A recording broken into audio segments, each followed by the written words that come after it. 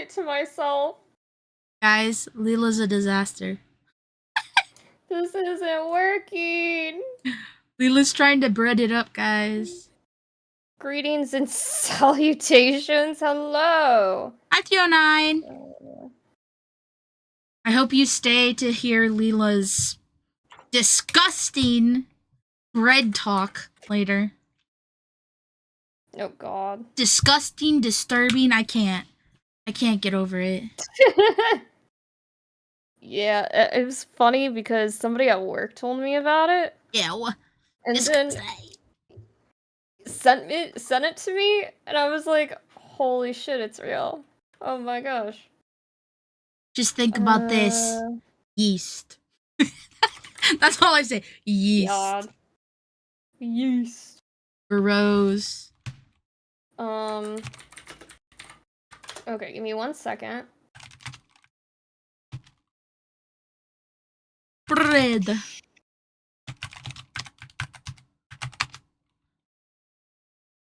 Okay.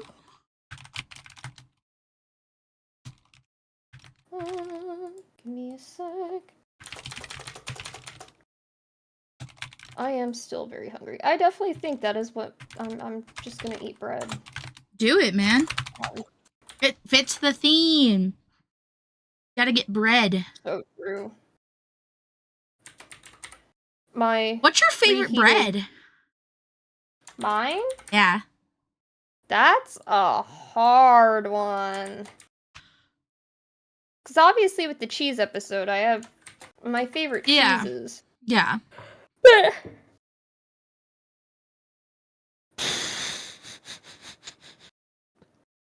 don't know. I really like the marble pumpernickel and rye bread.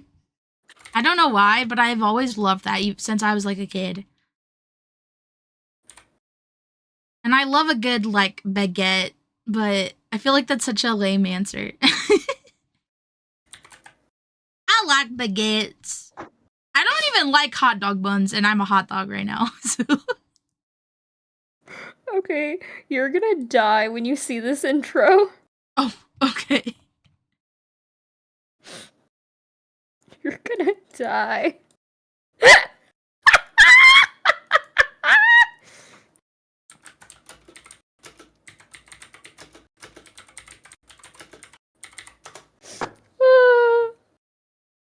Bruh. I love. All right. I'm ready for it. Give me 1 second, because I'm doing the outro. Okay. Yeah. Okay. Yeah. Just give me 1 second. You guys are gonna love these puns. It was all about the puns. I love puns, dude. I love dad jokes. I love puns. They're great. When I was writing the social media post earlier, I was like, how many puns can I include in this? All of them. Bread puns are the best. Yeah, right? Bread puns are the best. Okay, I'm so sorry.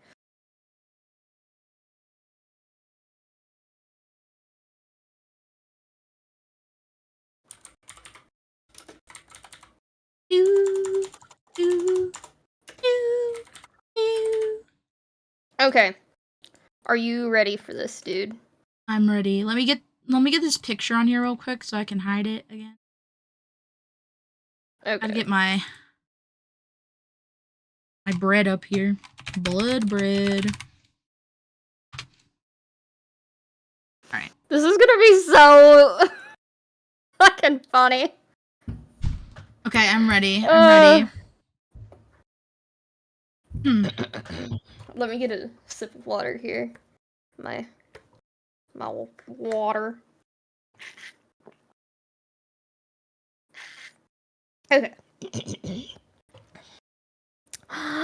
Ooh. Can't even get past the first word.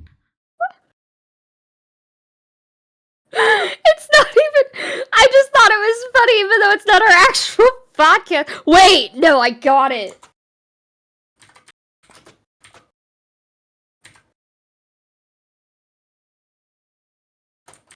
Yeah, that's good. Okay. Welcome back to Series of Love-tastic Events, the podcast that's needed now more than ever. I'm your co-host, rising to the occasion as always, Doero. And I'm Lila, here to butter you up with some grainy truths and toasty takes. Today we're rolling deep into the world of bread, from sourdough starters to baguette battles. So grab a slice, carb load your ears, and let's toast to a truly need-to-know episode. You wrote my name twice. I didn't mean to do that, but you know that works. You wrote my name twice, so I was like, oh, I gotta go again. What's funny is I didn't mean to write your name twice, but I definitely just got distracted by a message I just got at that moment. So it worked out. It works. That is so funny. But yeah, as we told you guys, bread. That's what this episode's about. It's probably going to be a shorter one, just because we kind of made it that way. We've been doing a lot of like 4-hour, 5-hour episodes, and Lila and I are... Y'all, we need a break. Yeah, we're tired. We need a break. The research goes crazy on these podcast episodes. We need like a chill one. So it won't be a super long episode, but we'll have lots of fun still, talking about all the breads that we've chosen. I have quite a bit of a rundown on like the history section, just because I was like, wow, this is really interesting. So I'm going to dive into some origins of bread as like a concept before we dive into our own personal breads.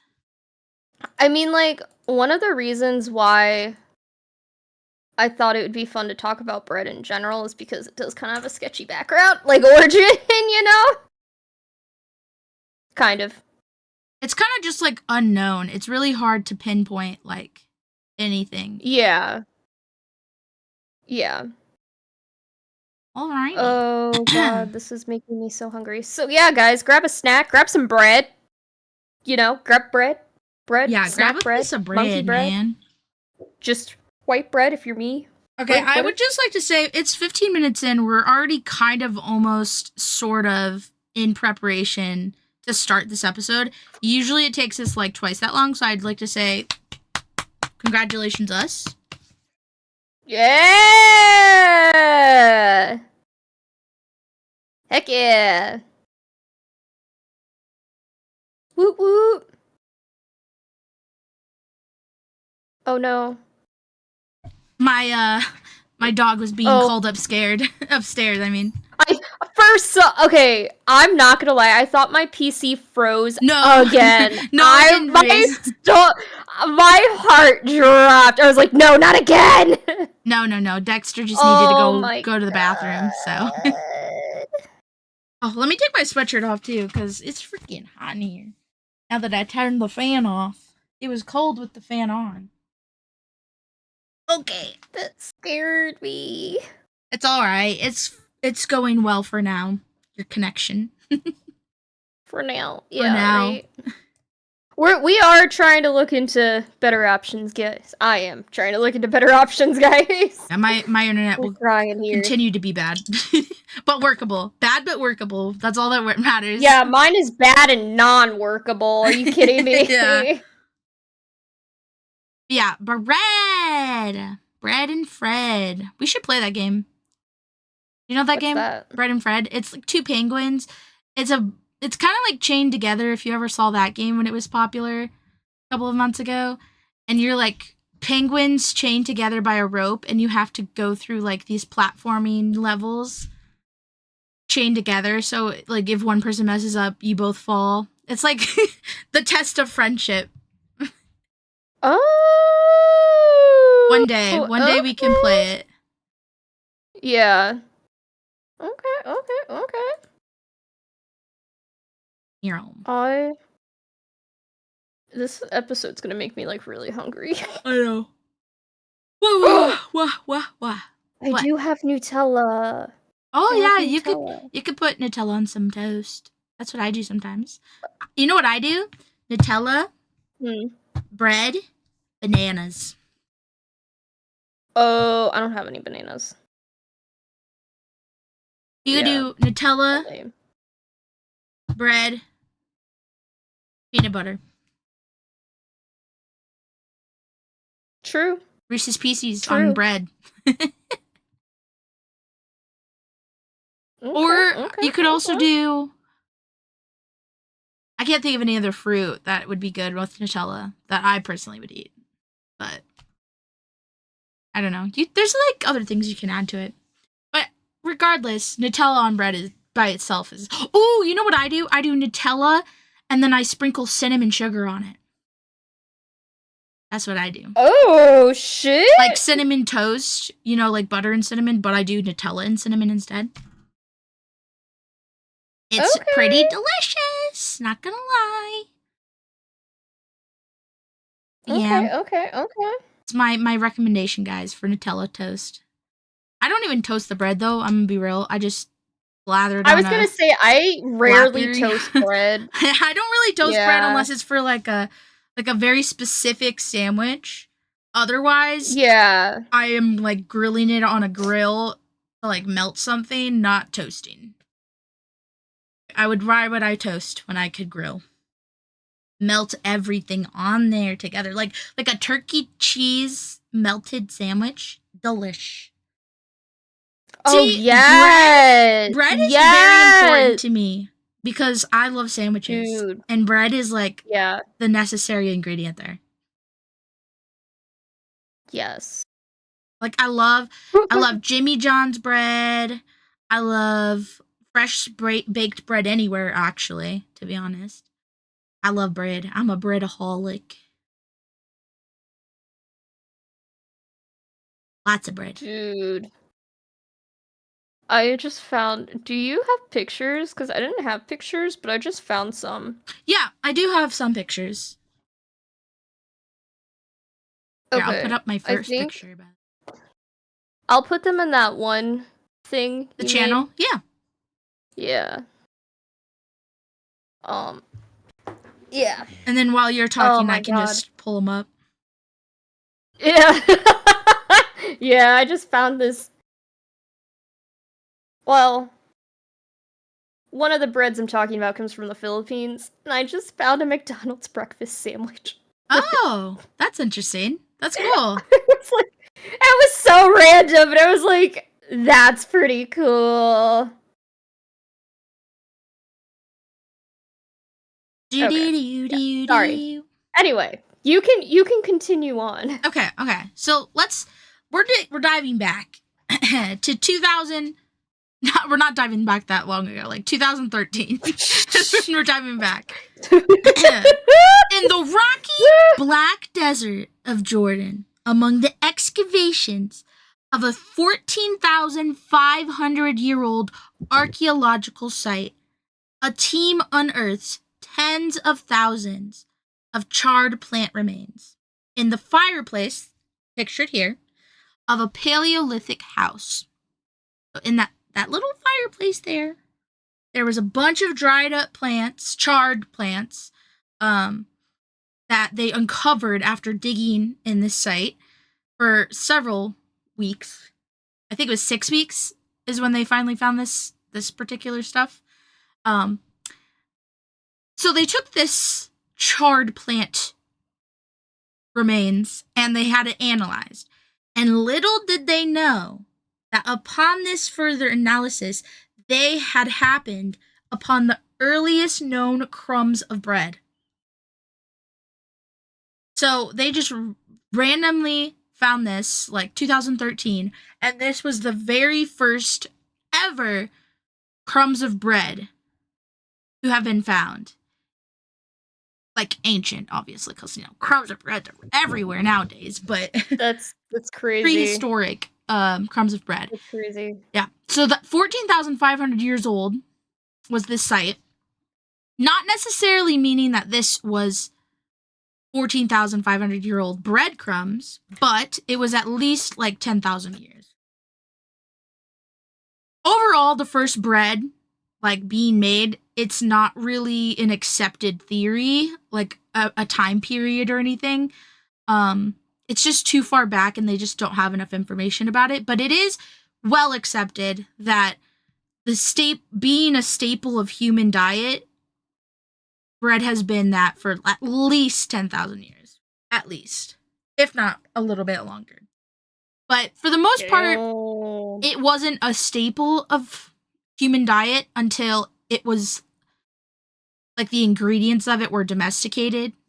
So when wheat and barley became domesticated, that was when it shifted from being hot dog, hot diggity dog. Yeah, no, that's not when it shifted from hot dog.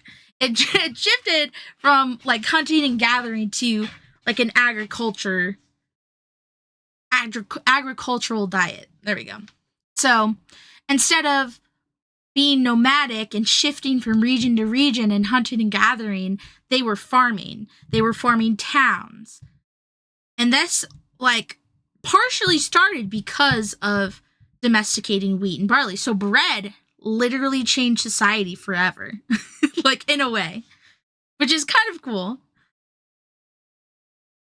But yeah, so, like, 10,000 years ago is when it was actually, like, domesticated, became, like, a normal part of the diet. But even before then, like 30,000 years ago, 60,000 years ago, there's archaeological findings that lead to the possibility that they were making bread back then as well. It's not bread like we would make, but it's still a form of bread, at least a recognized form of bread. There is evidence of them grinding seeds, which would have possibly been used to make bread. But again, it's too far away in terms of the timeline, and it's not like they can't prove that it was used for bread. It could have been used for medicine. It could have been used for 100 of other different things, not just bread. But there is proof that they were grinding the ingredients that would eventually become bread way earlier than bread was, like, a part of the staple diet. So bread and its ingredients has a long, long history. Ancient Sumerians were getting that bread for real. So true. So true, Plaza. Dang. Oh, yeah. So like I was saying, the techniques for bread before, like, leavening, so, like, yeast and whatnot, and rising and fermentation, and even baking, it was way different. So the first techniques, it was basically like a flatbread, and it was just crushed up different, like, meals, grains and such together, and, like, just laid out on a flat stone and just, like, cooked in the sun, or just pressed out by, like, a hot stone. It wasn't anything super sophisticated or complex, but everything has to start somewhere, right? And then eventually people started getting a bit more complex with it. So people would use, they started using pieces of dough from the previous day. Basically some people still do this with, what is it called? Starter. Like starter bread, where they keep, like, a jar of the starter stuff. It was basically that. They would use bread from the day before to basically make, like, a form of sourdough starter, which would ferment and allow the dough to become more risen, last longer, have more flavor. So people started doing that. This is all ancient times still, so we're not even close to modern day. So starters for bread started way before TikTok trends. I'll tell you that. And then we have the Roman author from the times of the Roman Empire who reported that a Celtic people called the Gauls and Iberians, who are, like, you know, Spain, Portugal, that region, they used foam skimmed from beer for a starter. So they would skim the foam from beer and make bread out of it. Which is crazy. I would love to, like, experiment with some of these, like, ancient ways of making bread. Because there's also another one. So not all, you know, ancient societies had beer. That wasn't like their thing. Some of them Yeah, had wine yeah. because like grapes were more available to them. Some of them didn't even know that beer was a thing. And so those who drank wine instead of beer, they used a paste composed of grape must for a starter. So like anything that could ferment, so obviously alcohol is fermented, so that can be a starter in bread. I think it would be interesting to like try it out. I don't know how well it would taste or how good it would taste, but I mean, it had to have tasted somewhat good for them to eat it, right? I think it's so cool. I don't know if I would try the beer one, but maybe the wine one. Because I don't like beer, so I don't know if I would. I mean, I guess it doesn't necessarily have to taste like beer. I don't know, because I like things cooked in beer, like beer battered things or like. Oh, okay, yeah, that's true. That's true. Yeah. But yeah, so beer and wine were also starters in ancient times, which is interesting. And then we get to the baking portion. So the first or the origin of the freestanding oven is widely accepted by historians and archaeologists as being from Greece. So the Greek people are the ones that created the first freestanding oven, which is, I mean, par for the course. I feel like the Greeks have come up with a lot of things that we eventually use down the line. Not a surprise at all. But yeah, so these ovens could be preheated. They had doors for easier access. Like they were full on ovens. Very cool. I don't know if I got a picture of them. Did I? I don't think I found like, cause I found like Greek ovens, but they weren't necessarily like historic, ancient. Let's see. Ancient Greece ovens.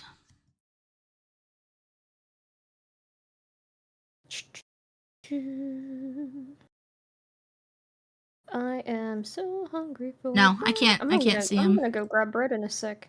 Do it, man. Do it.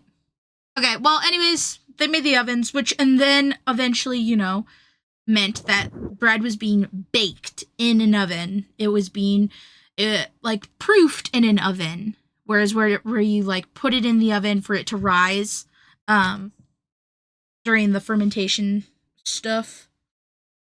Bread is, like, such a science experiment. Like, it's crazy. It is such a science experiment. And, like, okay, we're going on a slight little tangent before we get into the medieval Europe stuff. There is a guy who's on the Great British Baking Show who is, like, the king of bread. And he, like, talks about how, like, calculated you have to be with, like, proofing and like the second proof and like the baking portion, and bread making is like literally like concocting a magic potion. It's crazy. Water the bread, bruh. That's gonna be soggy bread. That sounds disgusting, Dre. Baking is alchemy. There we go. That's even better than what I said. That's so true. It's very interesting. I wouldn't say like all baking is like that, because like making like brownies or like cookies or a cake for me is just like very straightforward, but bread is just so many steps and you have to be like really careful about the steps for it to come out how you want it to. And it sometimes like, unless you like perfect your way and like you have like a very consistent oven, things change all the time. Like, just imagine having, like, an oven that doesn't stay the right temperature all the time. Your bread making would be such a hassle. And then they also have, like, these machines now where you can literally just put the dough in and it does all of the, like, steps for you. And then you just come back after, like, a few hours and it's just there in, like, the little pot. During, like, the COVID pandemic era, there was a lot of videos about bread making. I never made bread. I wasn't a bread maker. I was like not into doing the thing because one, like ingredients cost money, but I would just like watch other people do it. It was very interesting, the process. Lila will talk about it more later about like the bread talk stuff, but man, bread making is crazy. I don't know if I could have the patience. Nah. I mean, I I wanna bake something bread, but like same. I do want to try to make sourdough. Like, I got a sourdough kit mhm. for Christmas. I haven't used it yet though, cause like it's so time Yeah, consuming. no, it's like And a day thing. yeah, Like you have to have a free day so you can like pay attention and not have to worry about running off to do something later. yeah. Oh, I need to take that off. I okay. So listen to what my mother got me. Yeah. She got me a squeezable Nutella and peanut butter Oh my gosh. That's literally what I just told you to like put pouch. together. That's crazy. I didn't know they Mhm. sold those. I didn't either. I didn't really pay attention to it. And then I remembered we had it. I was like, "Oh, this sounds like really good right now." Delicious. What It's kind of like bread are you using? it's that time. It's that time. Just plain white bread. Okay. See, okay. We're going to get into this in like literally just moments, but when we were growing up, did you see white bread as like the bread that like people that were lower class ate, and then like the whole wheat bread was stuff that higher class people ate? Yeah, for sure. Cause it was like cheaper, I feel like.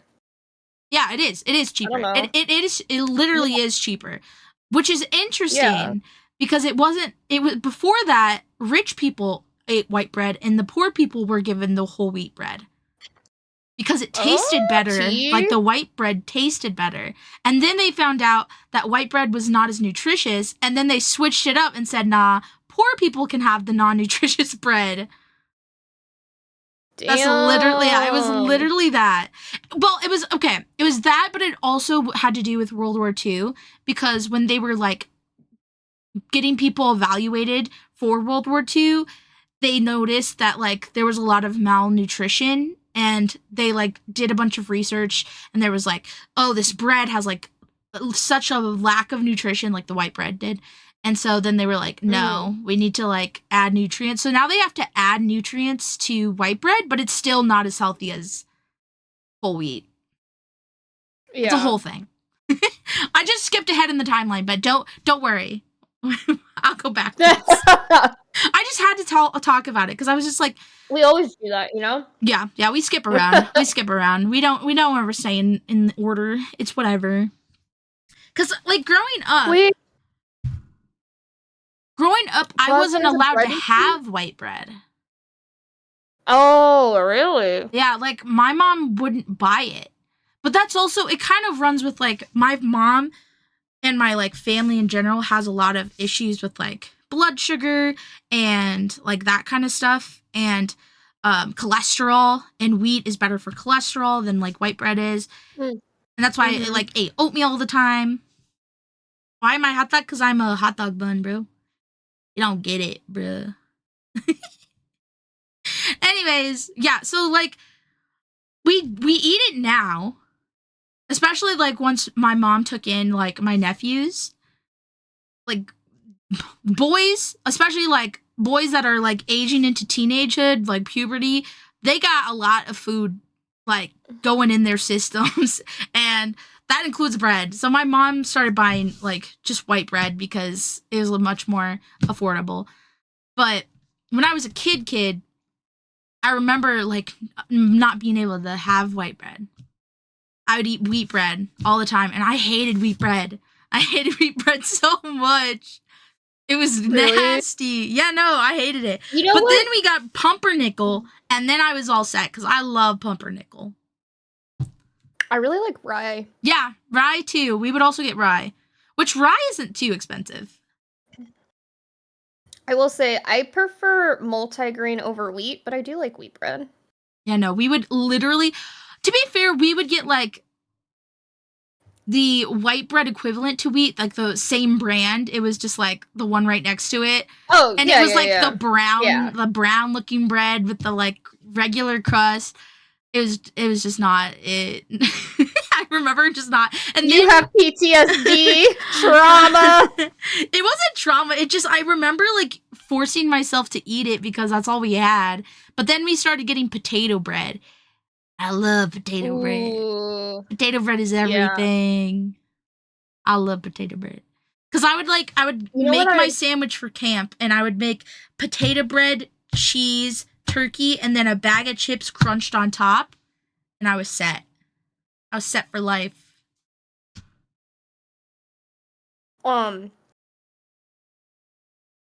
Okay, I saw TikTok, Mm-hmm. and this person was holding up, like, plain white bread. And they were like, you know you were poor when you grew up with this being the only bread that you used for everything. Yeah. Yeah. Like, burger buns, hot dogs, oh, yeah, no, we would do that shit, too, with the wheat bread. We would put hot dogs in it, and, like, and even, like, hamburgers. It was funny because not that long ago, I actually had this talk with Anakin, my boyfriend, and,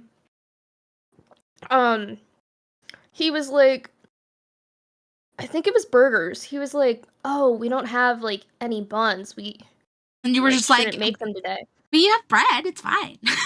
I know, I was like, we have bread, and he's like, it's not the same. And he got burger buns.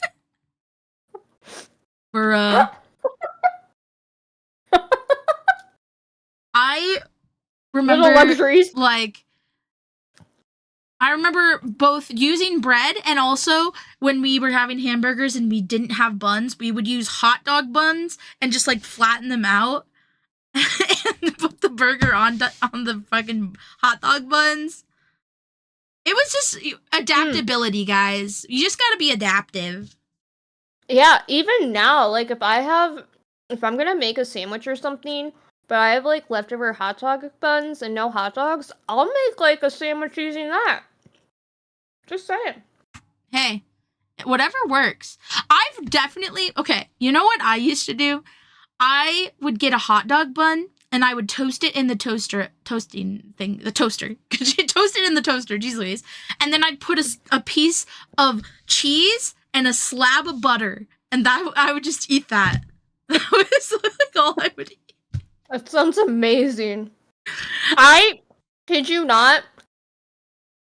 Even now, still, as an adult, to this day, I will go through phases where I only want to eat bread with butter, and that's it.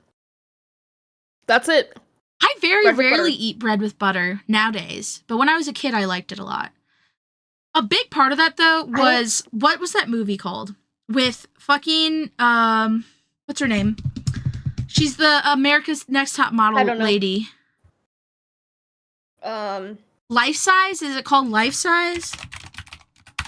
Oh, it might be that. Yeah, Life Size. Is that with the Barbie? Yeah, where she's a Barbie that gets turned into a real girl. She, like, eats cubes of butter in that movie. There's, like, a moment where, and for some reason,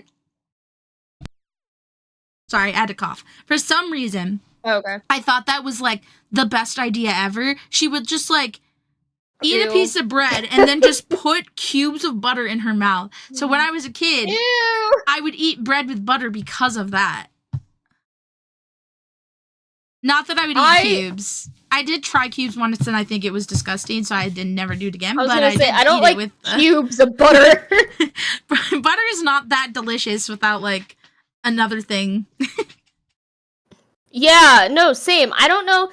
Isn't there, like, butter TikTok? Oh, yeah, I'm sure. And, like, don't people just... I'm pretty sure there's, like, a whole community... Yeah, there is a butter TikTok. There's just a whole community of people who eat butter straight out. And I'm like, that's disgusting. I'm sending you the butter scene. Bread! I will say, though, that, like, butter TikTok has some interesting butter. Like, I would totally eat, like, a butter infused with, like, some herbs and stuff, you know? Like, I would eat that. I vibe with that, but not eating butter straight out. She didn't butter show TikTok. the There's a scene. TikTok for everything. Oh, here it is. Here it is. Yeah. Okay, here. I'm sending you the TikTok. I'll show you guys too. Let me.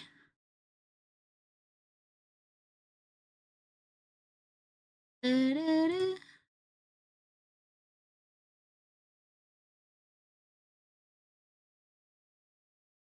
Oh, are you gonna play this on there? Yeah. Just so they can see what I'm talking about. Oh, I remember this now. Oh my god. Okay, so this is the scene. Me right now. Oh wait, it's.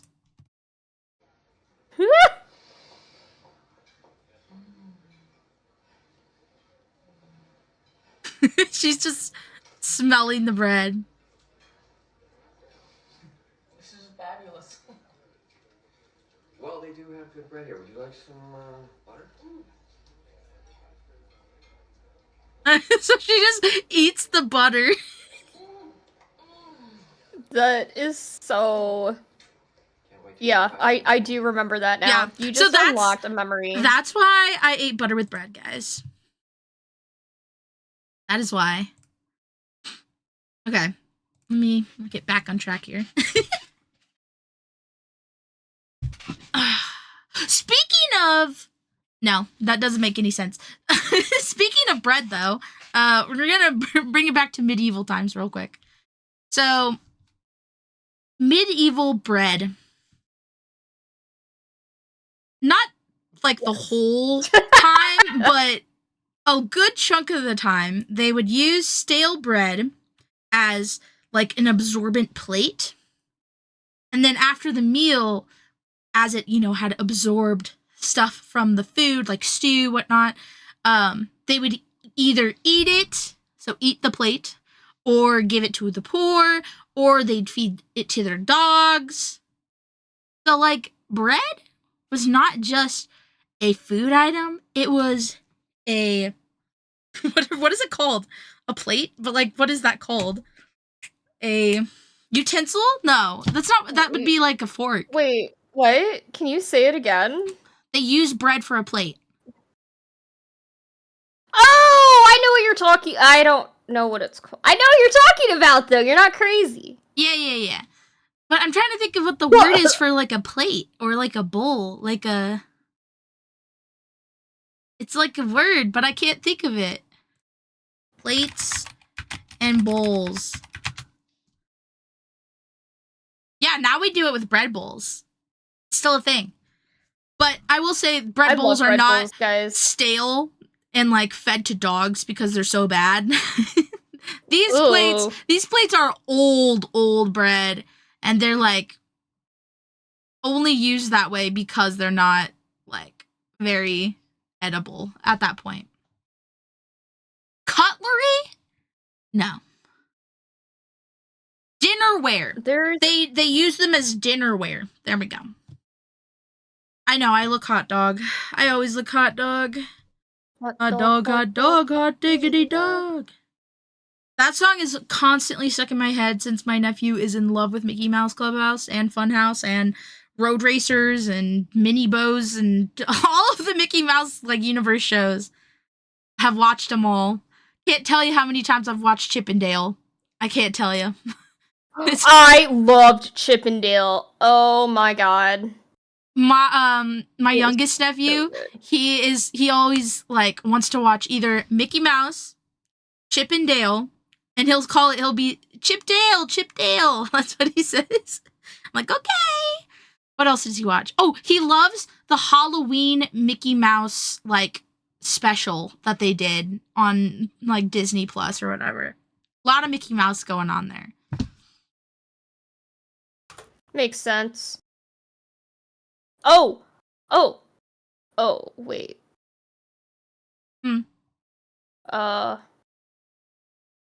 I don't remember. Oh, okay.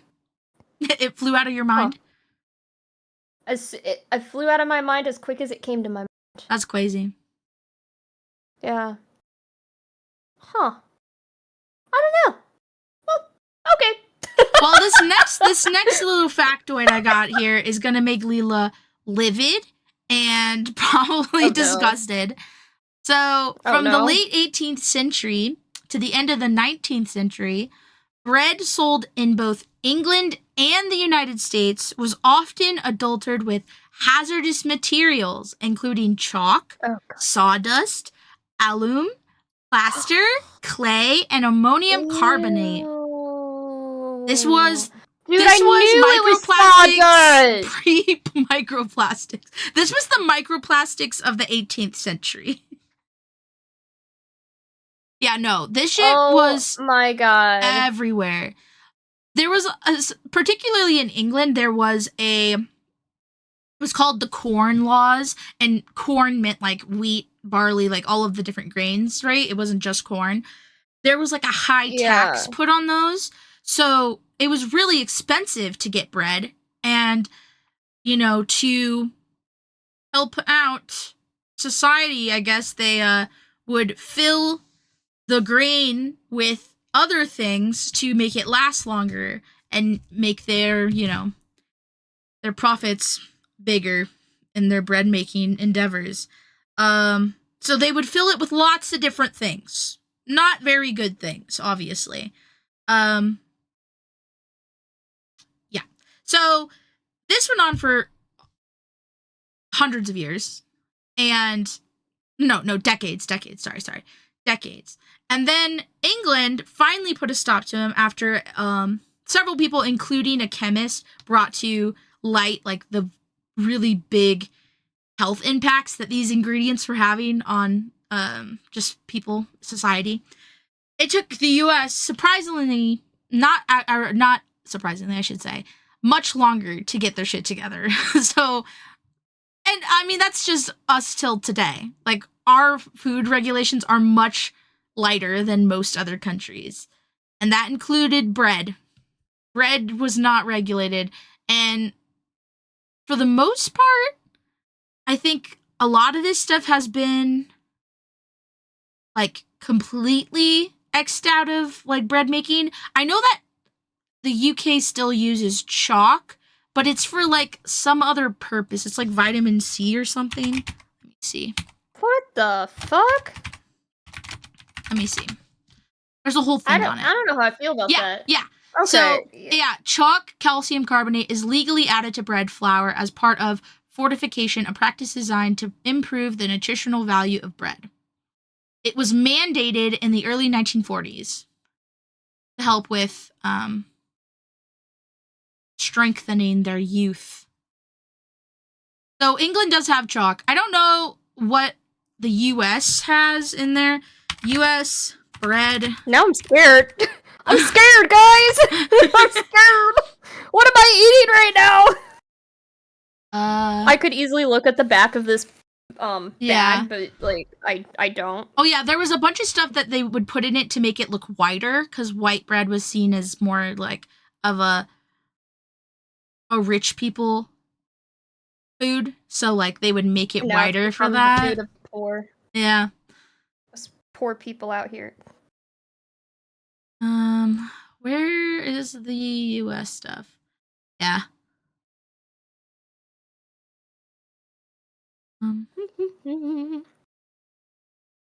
Yeah, motivation, cost reduction, appearance, increased weight. Can't find the US stuff. Oh yeah, nope, that's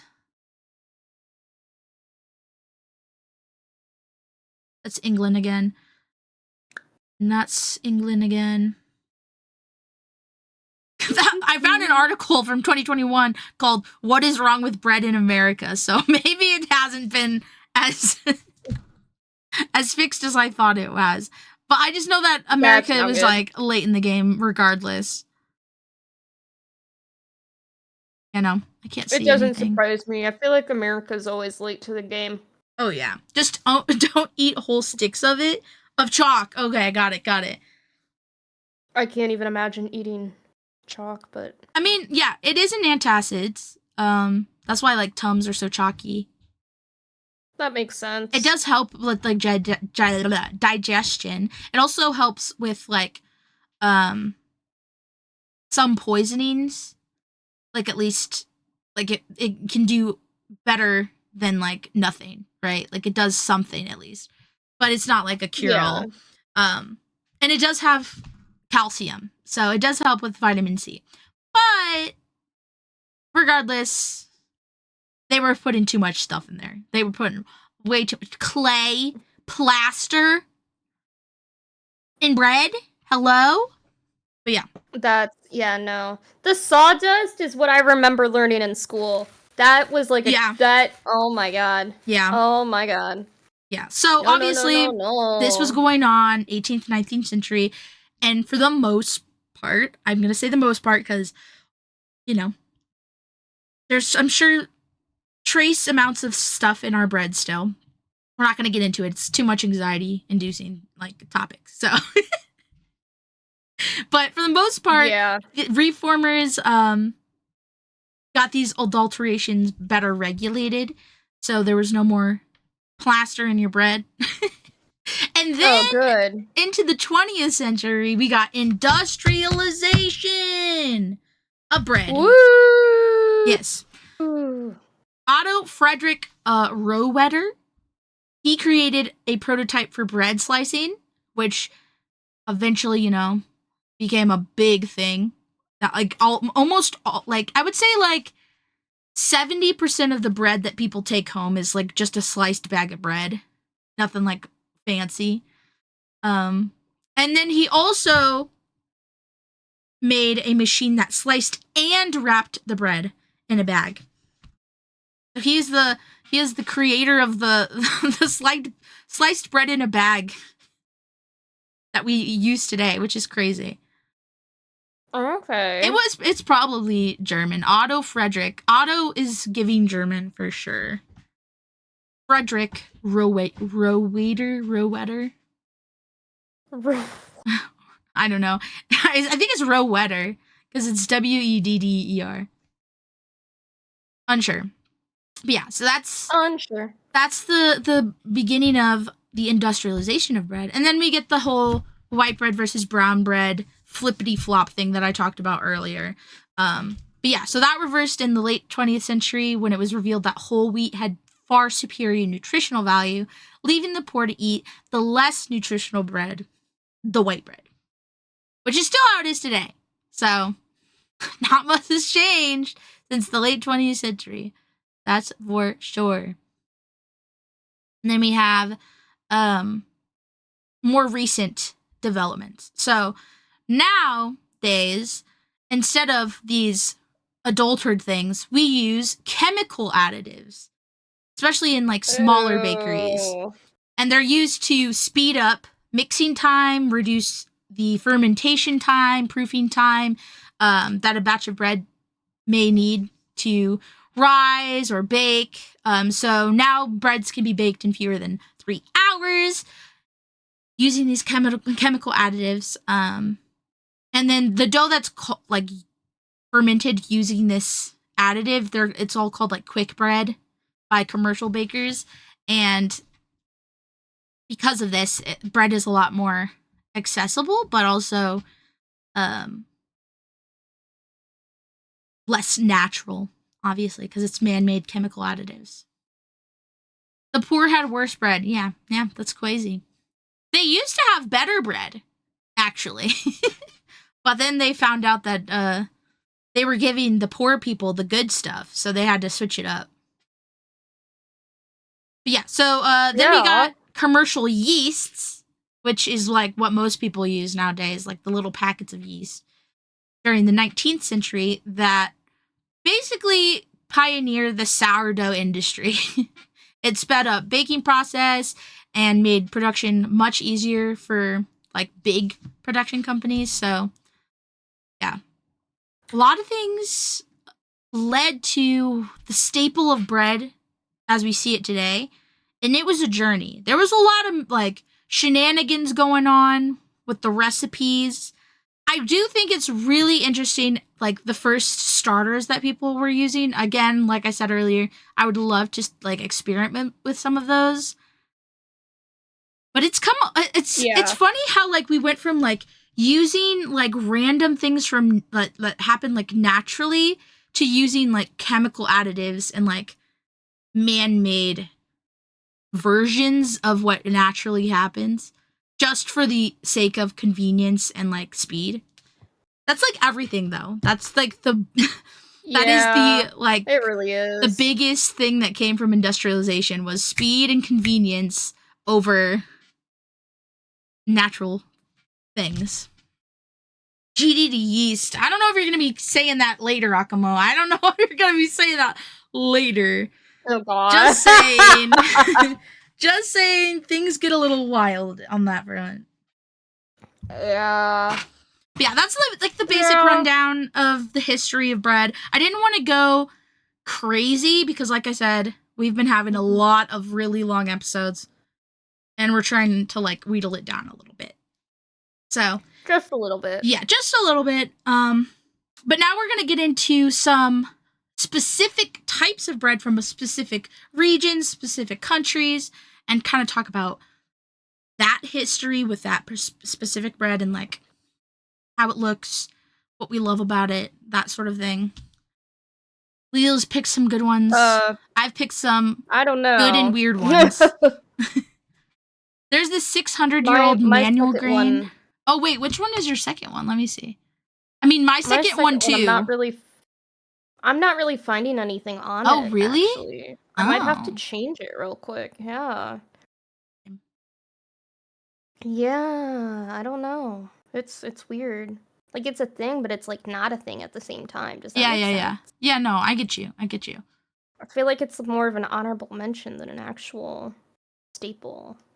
Yeah, that's fine. I was lied to. I mean, we can always, like, cut those two and make them honorable mentions. And then, like, just kind of dive into some of this other stuff. But there's also the pretzel. Oh, yeah, you could do that. There we go. Let me go to... Hey, guys, not us, like, last minute. Oh, they're used to it. They can't even, like, say anything. Did you add your pictures? The bread? No! I forgot! I was like, where is the picture? I need the picture of the Pondesal. Hold on! I got you! Was your bread also inspired by Spanish colonization?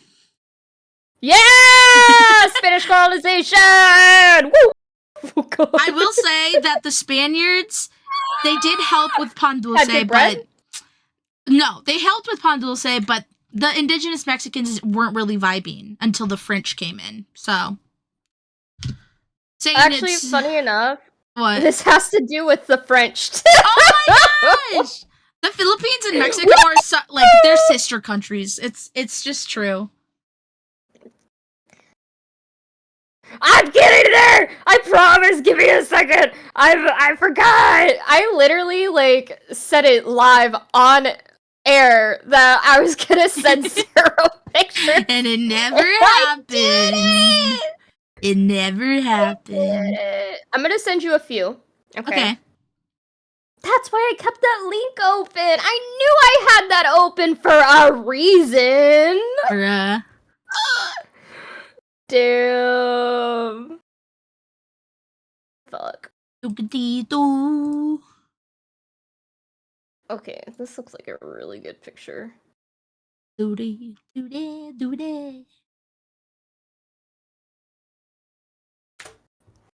Okay, that's the regular. Oh, she's sending it to our DMs, not to the server. Fuck! Okay, I'm going to the server. Here's the regular, and then that's Pondesal, the rest right? of it's gonna be like... Yeah, the rest of it's gonna be like variations. Okay. Oh my god, there's an ube one, dude. Oh, I love ube. Ube stuffed with cheese! Ube stuffed with cheese! Alright, guys, I'm adding the pictures as we speak.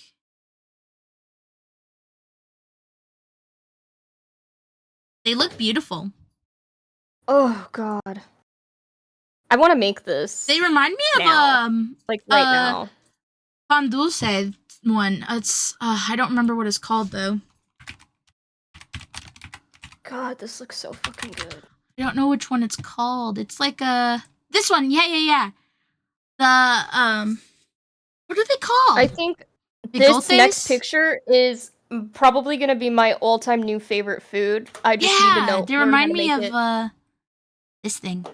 Wait, you can't see. Remind me of that. Oh yeah, I'm in an ad. Bigotes. Ooh, the ube one looks so good. It's stuffed with cheese, dude. I'm not a huge fan of bread and cheese, like in a sweet way. But maybe I can try There's it. also just an ube one. Yeah, no, I would just do the ube one. Tell me when you can see the bigotes. I will. Oh my gosh, this is too big.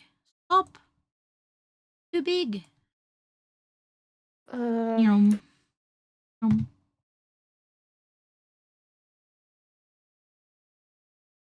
McDonald's. McDonald's. Ba-ba-ba-da-ba.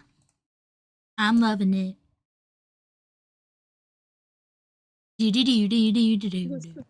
This is so funny. Oh my god, there's an actual diagram of the McDonald's one. Hold up.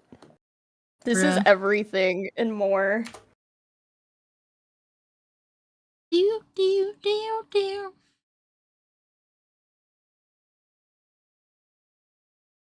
Okay, save image. Mickey D's. What is what? The thing on the screen? That's a bigote. Bigote. Bigote. Oh my god, there's so many different kinds. Ooh, we should do a bread tier list. I don't know if we have time for that today. Well, not today. Not today. No, I'm saying, like, in general, we should do a bread tier list. Oh, in general. yeah, no, not like right now. We did not prepare for that, so. Yeah, no. There's so much. Oh my god, somebody made a pancit filled one. Oh! Oh my god! Alright, let me get my bigotes off of here and get your on this off. Oh my god. Oh, somebody made a strawberry stuffed one. Dude. Hold up. Because you can eat it sweet or savory, what I'm gonna talk about.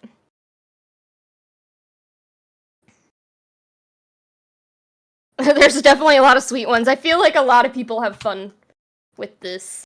Alright. You got the pictures. It's time. It's time for Lila to grace us with her knowledge.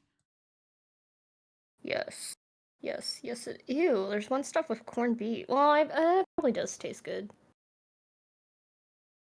But... Oh! We're floating. We're floating! Ooh! We're the Wicked Witch of the West. Ooh! Ooh! I'm sorry. Oh god, there's so many breakfast sandwiches too. Okay, sorry guys, I'm getting lost in pictures of food. Back away from the pictures, Lila. It looks good. It looks really fucking good. I need to make this. I need to know if my mom has a recipe. Okay. Okay, I'm getting off Google Images, guys. I'm getting off Google Images. Sorry. Okay.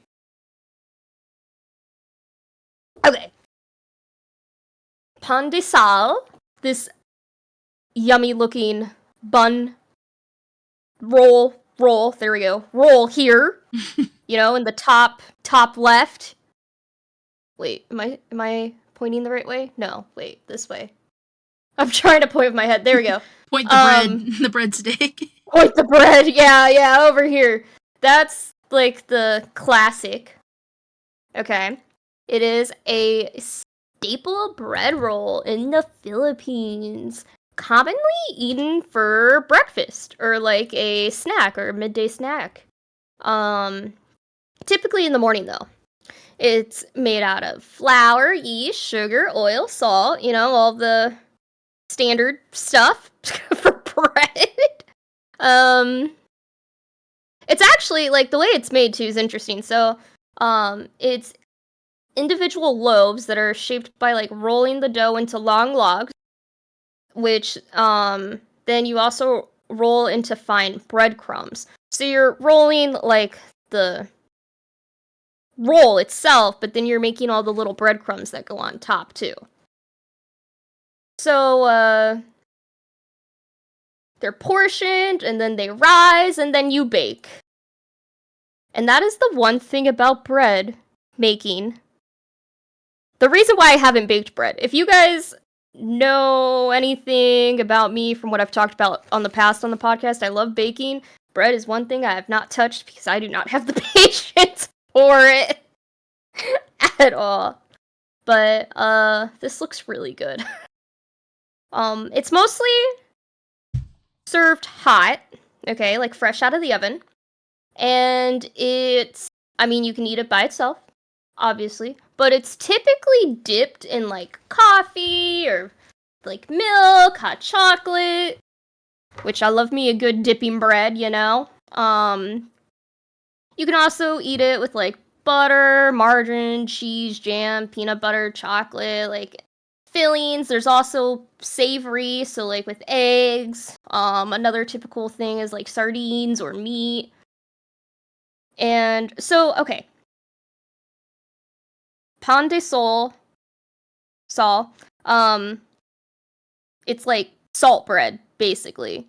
But contrary to its name, it actually tastes sweeter rather than saltier.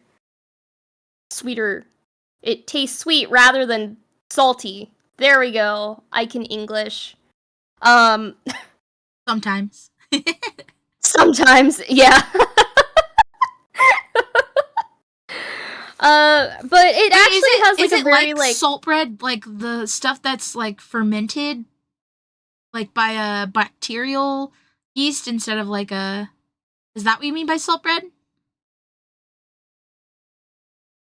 Oh, There's a bread called salt bread. The Spanish. It's based off of the Spanish name. Oh, okay.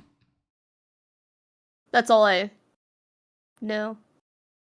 I mean, like, when I got into, like, what it was made of, it was just, like, flour, yeast, sugar, oil, salt. Hold on, let me see.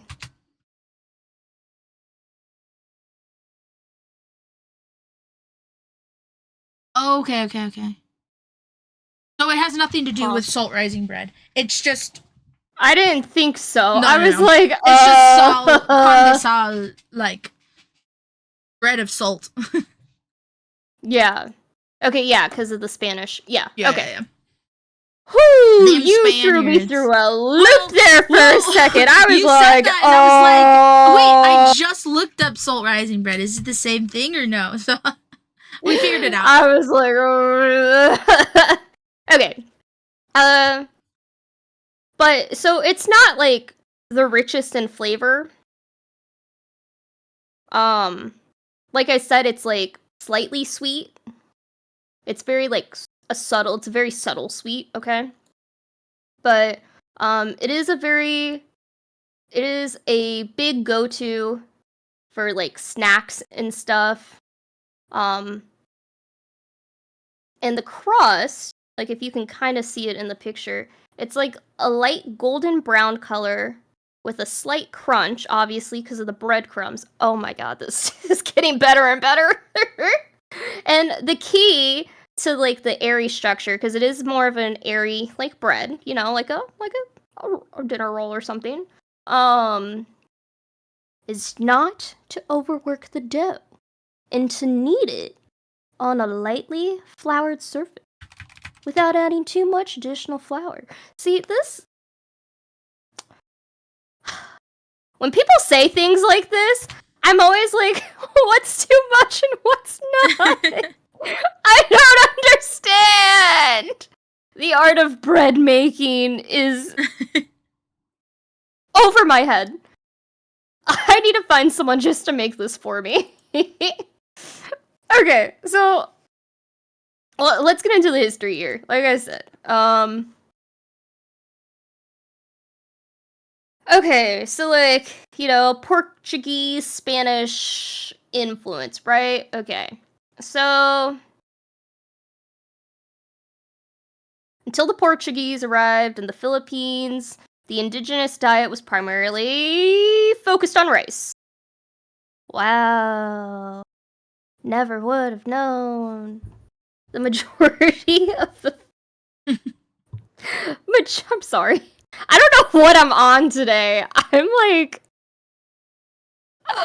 Maybe it's because I just got a medication rise. I don't know. I don't know, man. I promise I'm sober right now. The majority of Filipino historians agree that the earliest version of wheat-based bread was introduced by the Portuguese explorers and early settlers in the 1500s. So the precursor of this lovely bread here was pan de sol. Pan de sol. Oven floor bread. Okay, floor bread. The precursor was floor bread. Okay. A local Spanish. It's a Spanish version of the French baguette, baked directly on the floor of a wood fire oven. Woo! So, okay. It was made with wheat flour and was harder and crustier than the beautiful, fluffier pan de sal we have today. Woo-woo. I like a little bit of crunch, you know, but like, I don't know about you. Anakin makes fun of me. I don't like my bread really toasted. I only like a slight toast. Yeah, no, I'm not really a toasty girl. I do like 2 on the toaster, sometimes 1. He's like, that's not toast. I'm like, You know, I toast it very lightly. It's like the slightest bit brown. Unless I'm grilling. Same. Pontiff Sullivan? No, not Pontiff Sullivan. That's a Dark Souls reference. Oh, okay. I was like, I don't understand.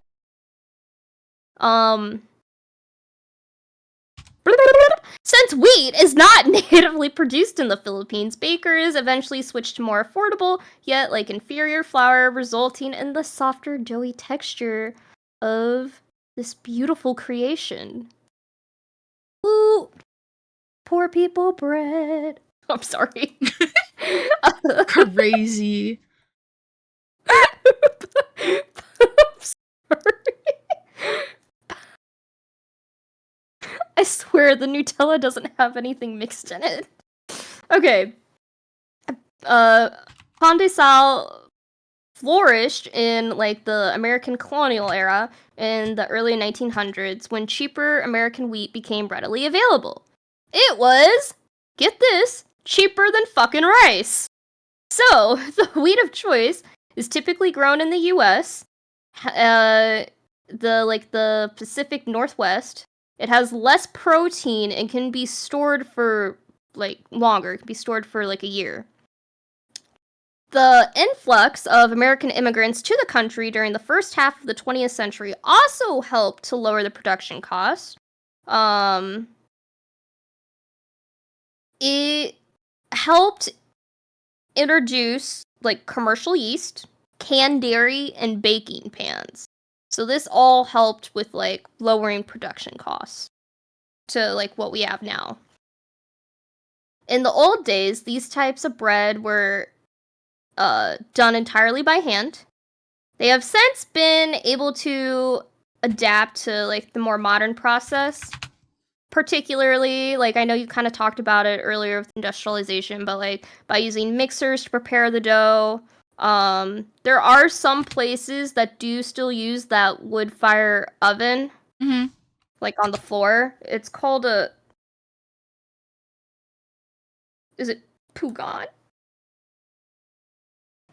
Sero? I don't know. Can you go to your deck? It? Oh no, I sent it to you. Oh, okay. Oh, it's in bread. It's by the bread pictures. Pugon? But Pugon, I think. Pugon? Pugon, yeah. Yeah, I avoided saying it earlier. That's why I just read the description of the oven. That the oven floor bread from Spain was called. Yeah, so it does still remain as like an important element of like the traditional version of it, but the popularity of that diminished after a ban on the cutting of mangroves, which was used to fuel that oven. So now there's like a rise with gas ovens, and a lot of people use gas ovens. But bakers continue to shape the dough by hand, so the result has the same shape, texture, and flavor as what can be deemed traditional. Which I thought was really cute, like really sweet. Yeah. I did see a video, like a short video. I didn't like it. Wasn't in English, of someone using that like wood fire floor oven, and it was actually like pretty cool to like see. But yeah, I don't even have a gas oven. I have electric. This is gonna like, you know what? I'm gonna go visit my boyfriend's mom. Yeah. She has a gas oven. She will have. I don't love her. I don't know if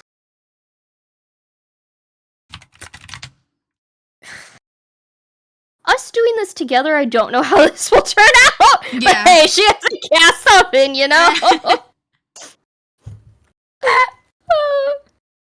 But oh my god, it looks so good. Look at this. Like, did you get the McDonald's one?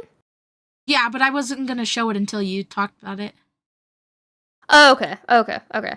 So yeah, like, there's a lot of different variations too. Like, I guess this ube cheese-filled one became popular during the pandemic. Which I thought was really funny. But it's like, I feel like really, let's be real here. Like, any Filipino dessert or, like, treat that I stumble upon, there's always, like, an ube version of it. But, like, yeah, I guess this ube cheese-filled one became popular during the pandemic. That other one is, like, strawberry-filled.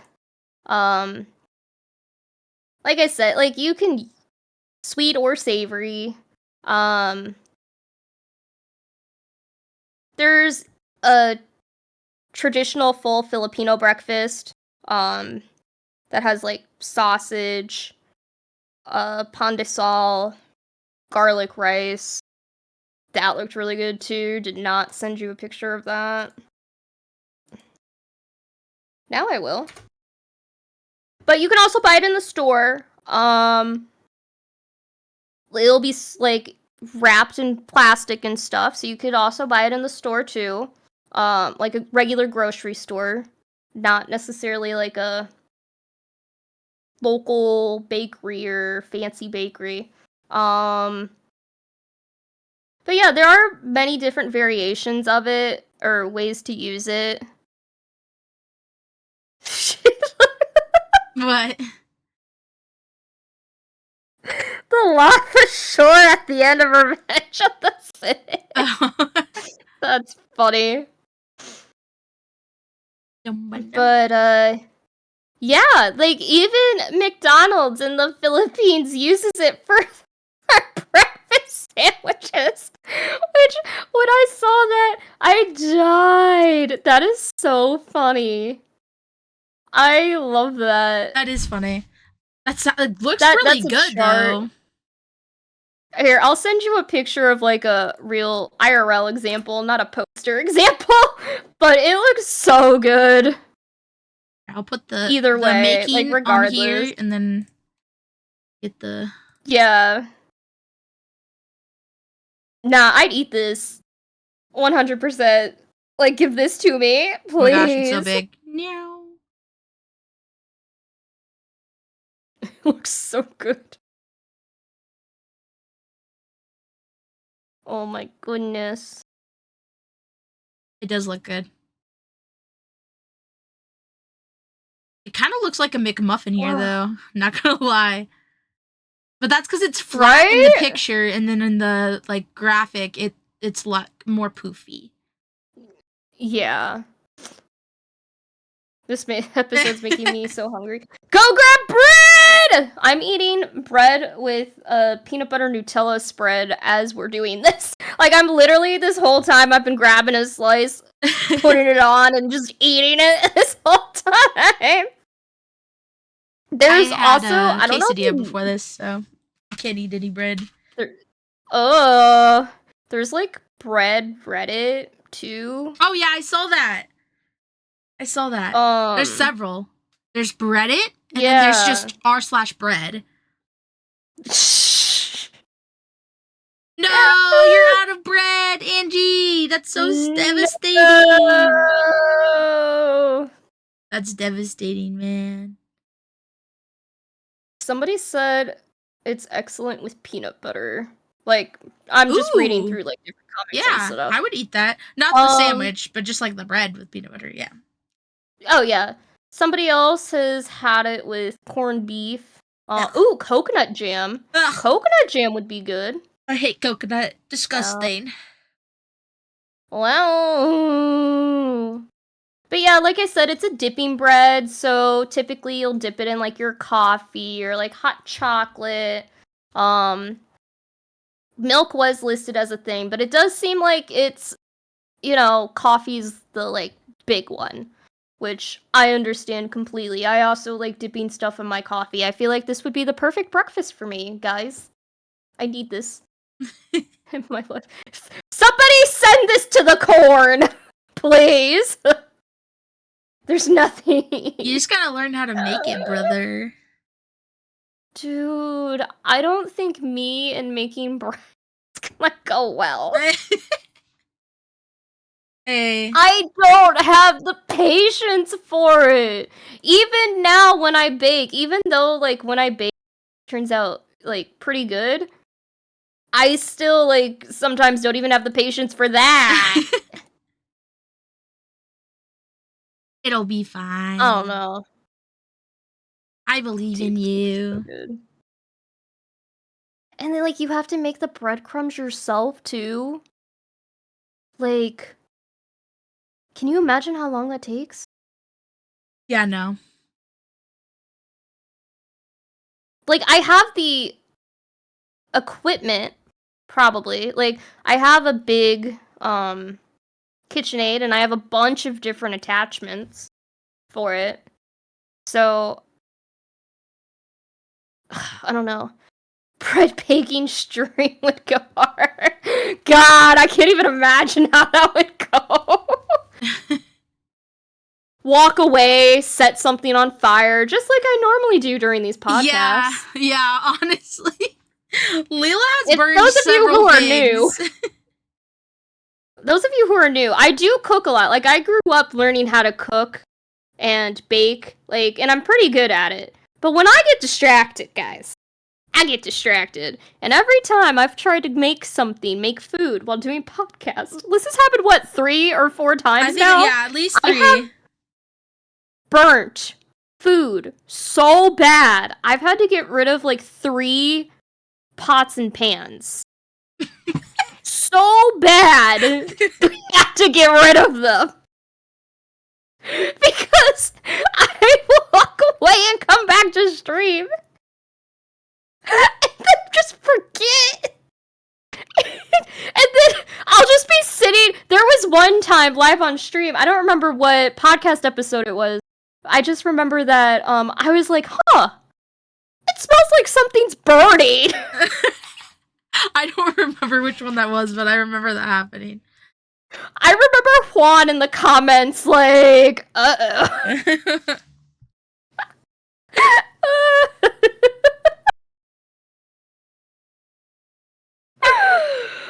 Oh, the Lord. No, not this time, Dre. Not this time. Just reminiscing on past times.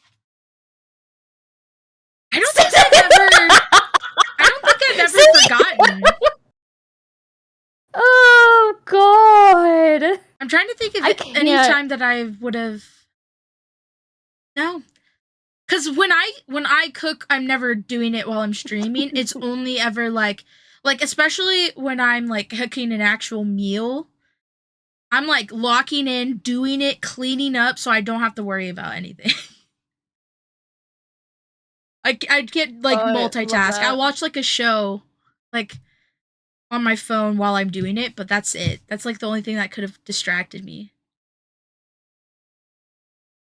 Yeah, I think we both know I get distracted pretty easily here. Yeah, we know.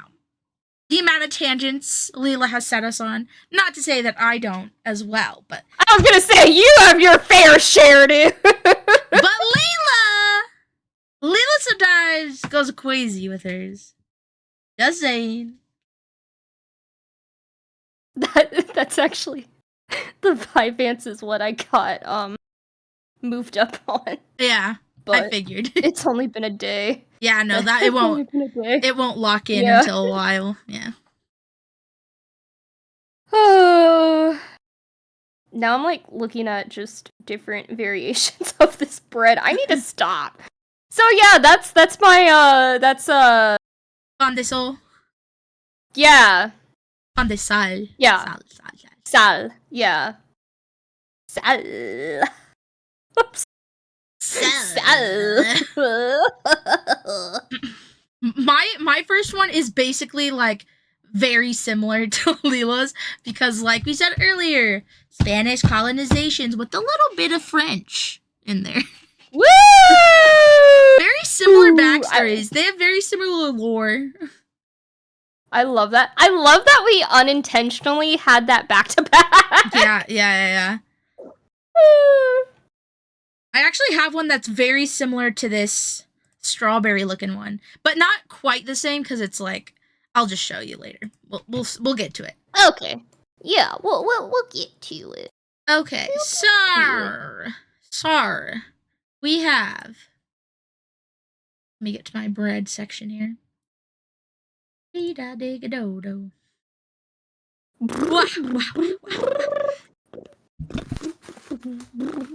Sorry, I'm yawning like nonstop right now, bro. Okay. You know, so, 1, 2, 3, 4. What? Ooh, I have an even number. I have an even number of bread slaves left. Oh. I thought you just said bread slaves, not bread slices. Because you cut out at sl. So I was like, what? But that makes much more sense than what I heard in my head. Anyways. Sero. What? Sarah. My sister texted me. What?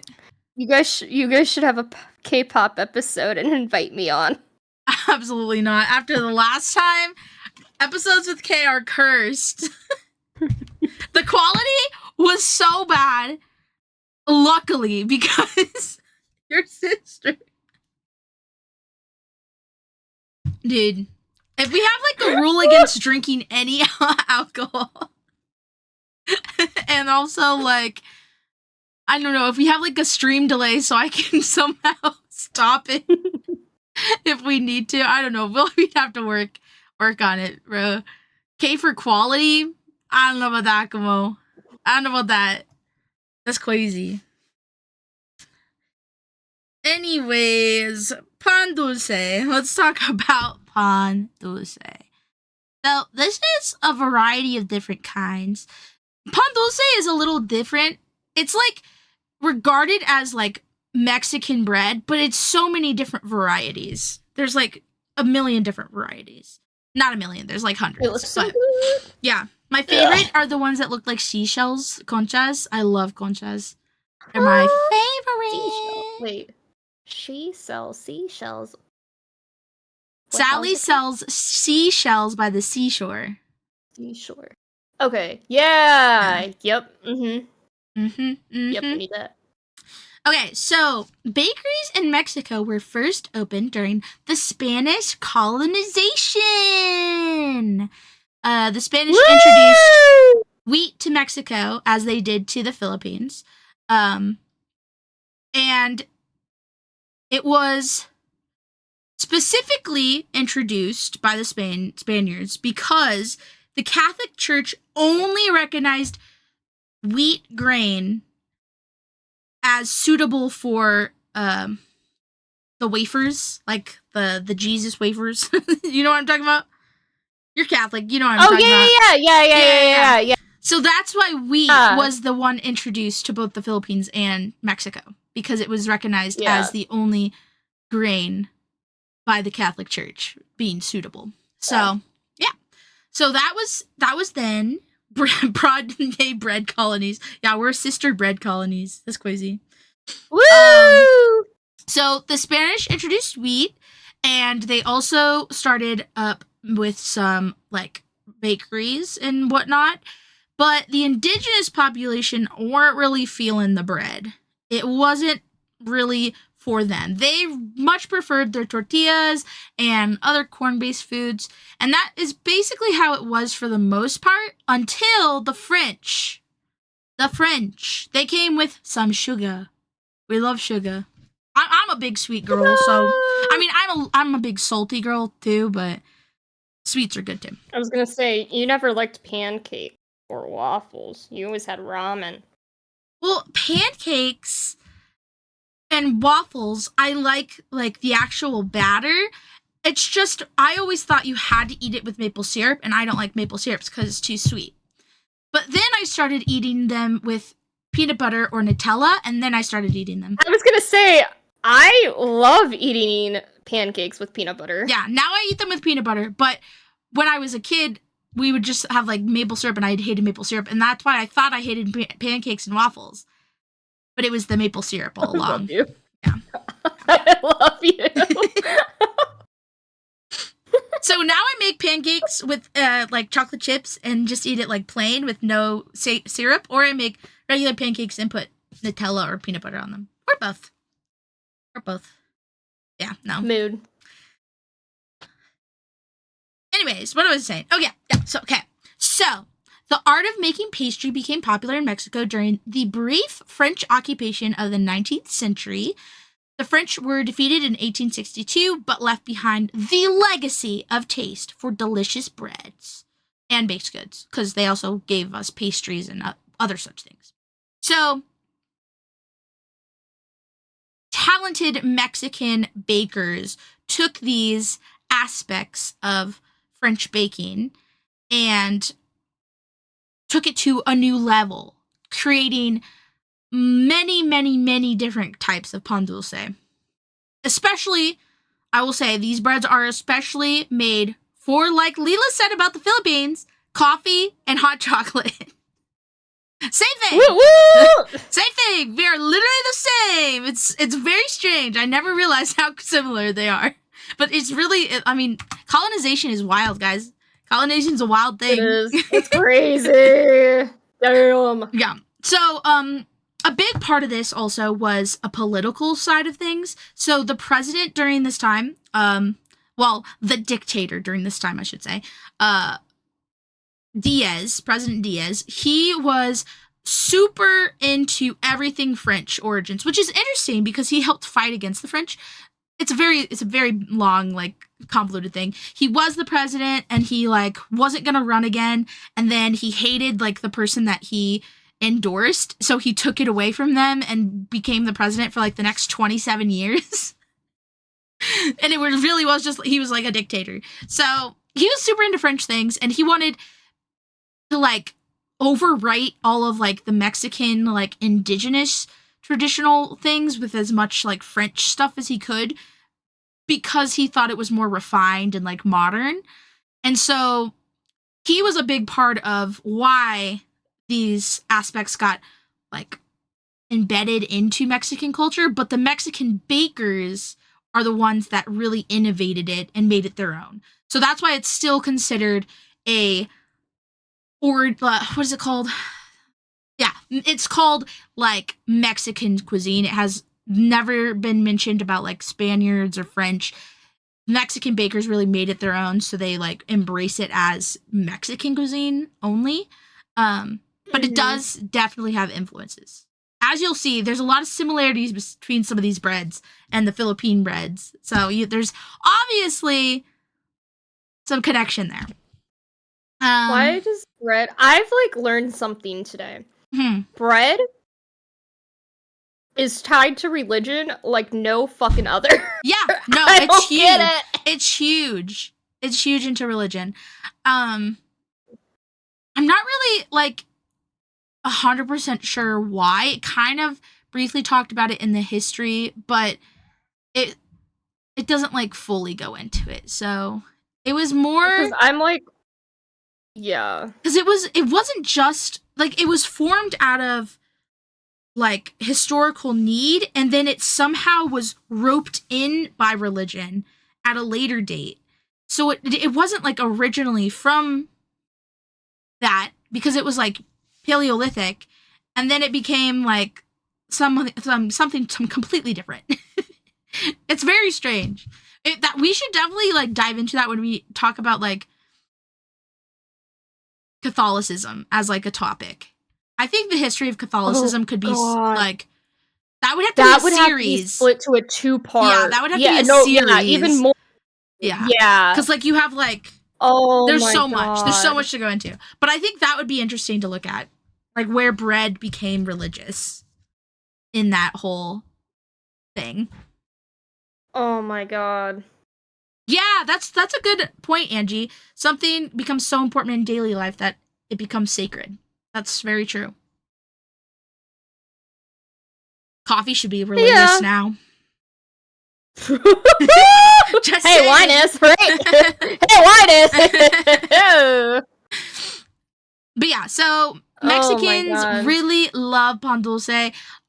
Mexican Americans in like southwestern states love pan dulce. And it goes great with a cup of Joe, as I said. A cup of Joe. Oh. So, like I said, there's many, many different kinds. There's estimated between like 200 to 500, maybe even more different types of pan dulce. But I'm just gonna briefly talk about the 3 big ones that I ate growing up. So obviously the first one is the seashells in the pink and white seashells on the left side of this pile here. That is conchas, which is a really awkward one because in other Latin American countries, conchas means like a dirty word, whereas conchas in Mexican Spanish means just shell, like a seashell.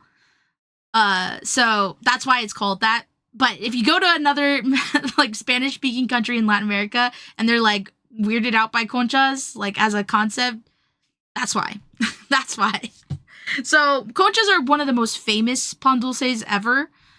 It's the one that I knew the most growing up, and I feel like everyone knew. They sell it at gas stations now, which is crazy. I went to a gas station years ago. Yeah, and it's literally just in a bag. It's a singular concha, and it's just like there, and it's called conchas. That's what it says on the bag. And they have pink and white ones. Yeah. And they're not like really they're funny. Not half bad. They're a little like, you know, they're in a package, they have preservatives and shit. Like they're not going to be like fresh baked ones that you get at like the Mexican market. Like they're not going to be like that. They're not as good. But they're like okay for like if you're traveling and you want to just have one like on a drive or something, or like going into work or whatever and you don't have time to stop at the market. It's pretty like good for that, but I would definitely recommend like if you ever want to try one, just find a Mexican market near you. If you're anywhere in southwestern US, it's going to be real easy. Texas, Arizona, California. California's got plenty of conchas of all of the types of pan dulce. But yeah, conchas are my favorite. I prefer the pink one. I don't really think it matters. It's literally just like spongy cake covered in butter, flour, and powdered sugar. It's just it's sugar bread. That's literally it. Oh, I'm sure they've had them there. Yeah. I mean, they're pretty like I said, these are the most famous, so they sell them like a lot of places these days. But yeah, those are conchas. And then I talked about these earlier, but bigotes, which I think there was a bigote in the other one too. Yeah, right down here. But those are where the frick is my thing? Where's my okay, yeah, there we go. I was trying to get the other picture off. Oh Oh, did I put pesos on here? No, I didn't. Okay. So these are the mustache breads. They're just sugar on bread. All of it's just sugar on bread. But they're supposed to look like mustaches. They're very croissant-like. Which is, you know, that French influence. But the powdered sugar reminds me a lot of the pain de sol, like on the outside, like the sugar coating. Yeah. Yeah. Yeah, it kind of looks like a green tattoo. Most definitely. But those are really good. My second favorite ones, which I haven't put the picture up yet, let me get them. Wedding cookies. They're so cute. They're just shortbreads. I don't know, they're different than regular shortbreads, but like they taste different. They're not like, they're fluffier, but they're also like, I don't know, they like, you can kind of tell they're very cracked and brittle, but they're so good. I don't know. They taste different than regular shortbreads, but I'm not sure like what makes that different. Maybe it's the Mexican vanilla, like we talked about last week. Oh yeah. Yeah, but these are often served at weddings and other celebrations, so they're called wedding cookies. I don't know how to say them in Spanish because I only ever called them wedding cookies, but they're really delicious. And then my third favorite, out of here, besos, which is kisses. They're very reminiscent of those kiss things. Which, okay, I will say I don't eat the outside because I don't like coconut, but it has a jam inside, and if you just like eat the inside of the bread with the jam, sick. It's so good. I'll eat the outside for you. Yeah, you can eat the outside. It has like jam in the middle, and it's two domes, and then they put them together with the jam, and it's really good. Not everyone puts coconut shavings, but a lot of people do, and I don't like coconut, so we don't eat the coconut around these parts. Wow. But yeah, there's so many more. Like, let's see. Where's my variety one? Meow, meow, meow, meow, meow, meow. There it is. Like this one, that looks like a horn in the top right. What are those called? I don't remember. I know what they're called. They're literally like, the word is horns. It's like a little croissant cheesy thing that has a horn, that looks like a horn. And then they have like the cinnamon twist thing in the middle. And then they have like this caramely bread, like flatbread thing. There's so many different varieties. And it's all under one thing, pan dulce. So like, if you go to a Mexican market, you like just walk over to either they'll have them in like bags that you can get out of like with tongs, like the pieces of bread that you want. And they have like plastic bags that you can put them all in, or they'll have like a big case that you can open the door in, like a donut shop kind of, and then you get the tongs and put them in your bag, and you literally just get a big plastic bag of bread, and they either weigh it or they add up like which kinds of bread you have in there, and that's how you get it. But like, you can get a huge variety. There's also these cookies that are like completely covered in sprinkles that are really not even that good, but for some reason when I was a kid I always wanted them. They're really not that good. They're really like brittle and like, they're not chalky, but like crumbly. And it's just a lot of sprinkles. It's like fairy bread, but a cookie. Like, it's a lot of sprinkles. But I also loved that one. Yeah, there's a lot of bread. There's a lot of bread. You gotta go check it out. I'm telling you guys. Find the Mexican market near you. Let me see if I have any other ones that I want to reveal. Yeah. I love conchas though. Conchas are my top. And there's so many different colors and variety. Oh, I found one with the cookie. Oh no, it's too small. Oh no, I found another one with the cookie. Cave. Cookie. Mm-hmm. Here is the cookie. So that's the sprinkle cookie. Okay, there's random like people on the bottom here. Let me just hear them. I love that. Love that. Yeah, this is the sprinkle cookie. It's so blurry. I'm so upsetty. I'm spaghetti, bro. Oh. Where the frick is the cookie? Oh, this one? This one might be better. Yeah, this one's better. Okay, time out. We're switching it up. Switching it up, guys. Love that. I'm like just chilling with bread right now. It worked. Okay, reset transformation. Reset.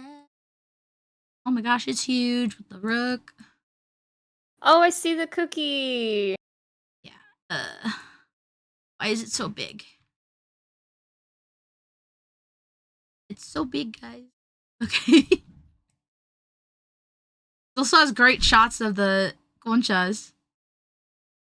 Yeah, the sprinkle. There's the sprinkle cookie. Very good. It's very delicious. There's a lot of jelly-filled ones as well. I never really enjoyed those as much. And they also have the, what are they called? Orejas, I think. It's like a twisty guy. I'll find a picture. I'll find a picture. You do that. Those ones are French. Those ones are French. The Orejas, they're like very inspired by France. Okay. Oh, these.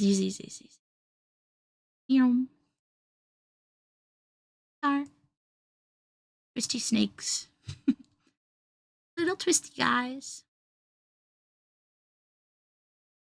Sometimes people make them for Cinco de Mayo, but I feel like that's just more of like American thing than like... Oh, look at this. Okay, time out. We gotta look at this one. Because this one... This beso is like... never mind, I'm not gonna say what I was gonna say. I was gonna say it's moist. Oh no! It's moist, guys. Okay, look at this one. Oh my god, I just found out the cutest thing. What? Oh, it's about pretzels, so I'll get there eventually. Okay. But oh my god. Yeah, this is the extra moist beso with the jam in the middle. Ugh. Very reminiscent of your strawberry jam looking thing, I think. Very reminiscent. For sure. Yeah, that's my pan dulce rant. Tirade. Enthusiastic. There's also pig cookies, but I don't really eat the pig cookies, but they're shaped like pigs. It's literally a cookie shaped like a pig. But it's not a cookie, it's like bready. I don't know. Oh. Yeah, I don't remember what they're called though. Your pan dulce pig. Yeah, here. I'll pull this up. It's just a pig. It's just a pig. Here you go. It's just a pig. Here's the pig. Oh, that's cute! Yeah, they're not like anything like special to me, but they're good. They're chewy, I guess. It's like a lot of spices. It's very like gingerbready. In like, not like taste necessarily, but it's very close to gingerbread. And I don't love gingerbread, so I think that's maybe why I didn't really vibe with it as a kid. Yeah, but they're cute. They're shaped like pigs. Makes sense. Yeah, it's literally Mexican gingerbread. Okay, so I am right. It was like gingerbread. Oh, okay. Yeah. Yeah, and I'm not a gingerbread gal. Marranitos. That makes sense. I feel like I have to be in the mood for gingerbread. Marranitos. Does that make sense? Yeah. Ooh, they have sprinkles on theirs. Cute. Yeah, I'm not a pig girl. Not for me. Oh, man. Yeah, that's my my pan dulce interlude. Dude, there's so much about pretzels. I'm just like, holy shit. Damn. Okay. I got you. Are you ready to learn about pretzels? Yes. Man? I'm ready. With me? Let's go. The fucking Catholic Church. It's crazy. I can't even, like, fully wrap my rind. I can't wrap my rind around. Okay. So, Let me scroll up here. I really wish Anakin was here because there's a lot of German words. I'm like, can't wait for Akamo to flame you in the chat. Fuck me, I can't read any of this. Like, especially when it comes to places. Okay. I'm here. Maybe. I'm like, I don't know. Did you know there's ice cream that tastes like pretzels? No. Pretzel flavored ice cream? That was a US thing. Okay, sorry. Ooh. Okay. I need to just, like, stop. This is, like, a big hole. Like, a big rabbit hole. Just pretzels. It's crazy. It's crazy. Okay. Oh, I'm done. We are gonna end it there. Okay. Whew! Okay. That is not pretzels. No, I scrolled all the way back up and I saw a P and I was like, Pan de sal is not a pretzel! Pretzels! So, I'm not gonna... Okay, maybe I will... No, you know what? I'm going to actively use the Google pronunciation thing. Oh, wow. There we go. That's what we're gonna do. Because there's a lot of German here. No, I don't want a stupid YouTube video. Where's the little thing? Where's the thing? Ugh, I hate the YouTube videos. Burrito? Did I say that right? No idea, brother. No idea. Burrito? History of the pretzel in Germany is rich and spans several centuries. The pretzel, known as Brezel in German, is a type of baked bread that is typically twisted into a distinctive knot-like shape. Okay, here we go. I'm sorry. The traditional pretzel shape is, I didn't send you pretzels. You can look up pictures of pretzels while I talk. Who doesn't know what a fucking pretzel looks like? Ah! Who doesn't know what a pretzel is? Okay. The traditional pretzel shape is a distinctive, symmetrical form with the ends of a long strip of dough intertwined and then twisted back onto itself in a particular way. Like a pretzel loop or a pretzel bow. Today, pretzels come in various shapes, textures, and colors, but the original soft pretzel remains one of the most common pretzel types. Ooh, look at that pretzel you just pulled up. Ooh, that looks like a good pretzel. Salt is the most common seasoning or topping for pretzels, complementing the washing soda or is it Lila treatment that gives pretzels their traditional their traditional skin and flavor acquired through fuck me. Just not knowing words in general. How do you say that? Where did you put it? I put it in bread. I didn't realize I wasn't in our DMs. Okay. Maillard? Maillard reaction. Okay, so this is the reaction you get.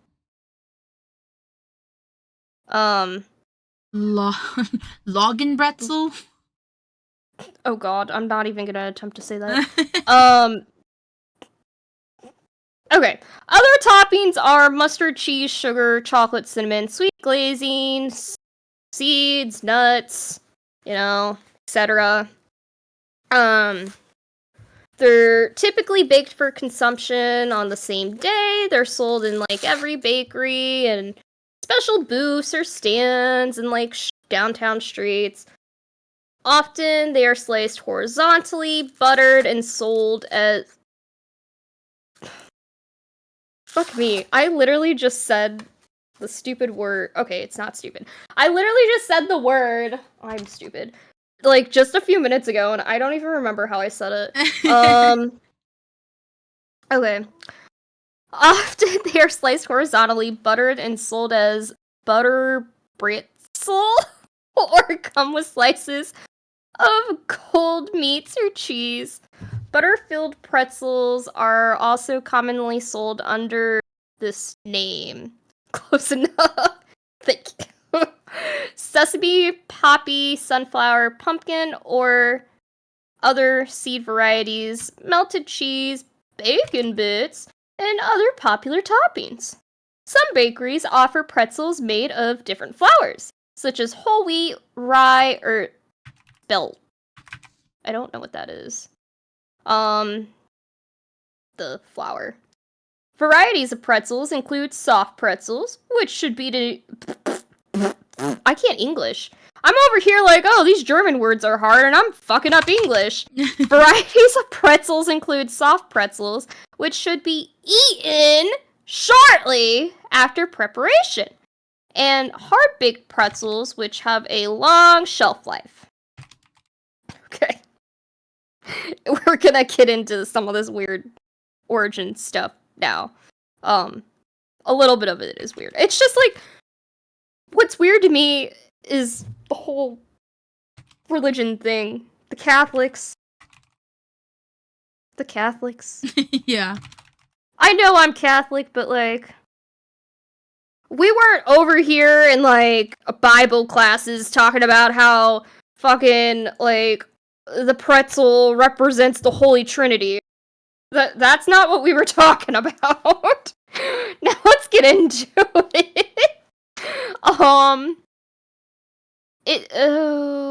That's like a popular place. I feel like I should know how to say that, but I do not. Give me 1 second. I don't want to mess that up. Oh, come on.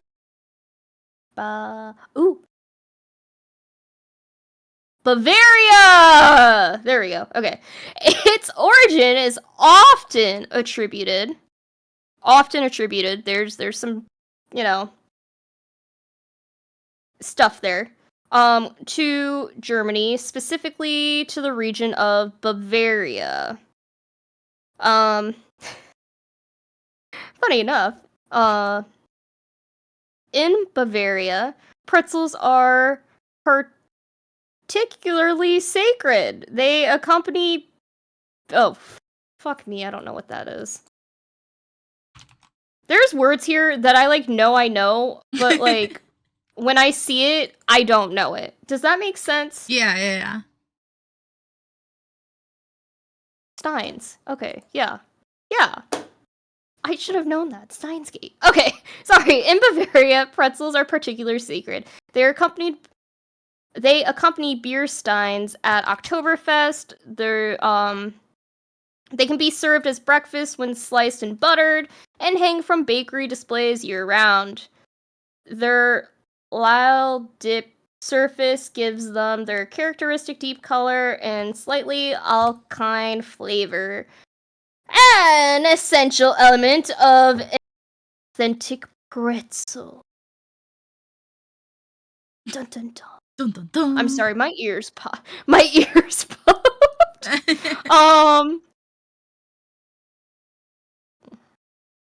Okay, I am gonna look that up real quick because I've been saying it a lot and I don't actually know if I'm saying it correctly. I think I am, but I'm doubting myself, like, a lot right now. A lot. What? How is a how to say video blocked? That's crazy. That's crazy. Yeah. Can you say it? Me? Lie! Oh, I am saying it wrong. It's lie. I was gonna say, I thought you were asking me to say it instead. I was like, bruh, I don't know about that. No. Okay, sorry. It's lie. The, lie dip surface. Lie. Okay. In Bavaria, Lye pretzels accompany a main dish. So, as this specific sausage that begins with a W.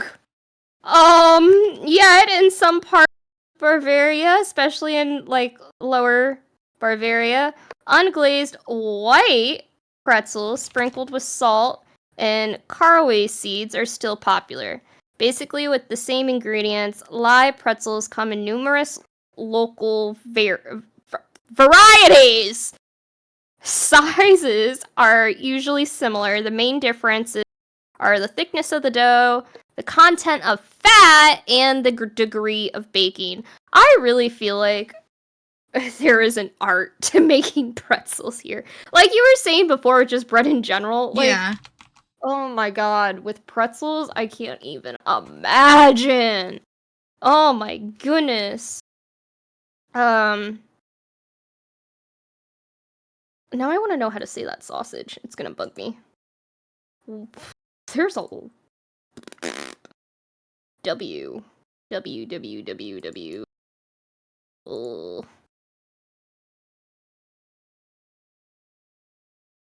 Weisswurst? Oh, I've heard of that. Lye pretzels accompanied with Weisswurst sausage. Ah, there we go. I said it. In a full sentence. Okay. Anyway.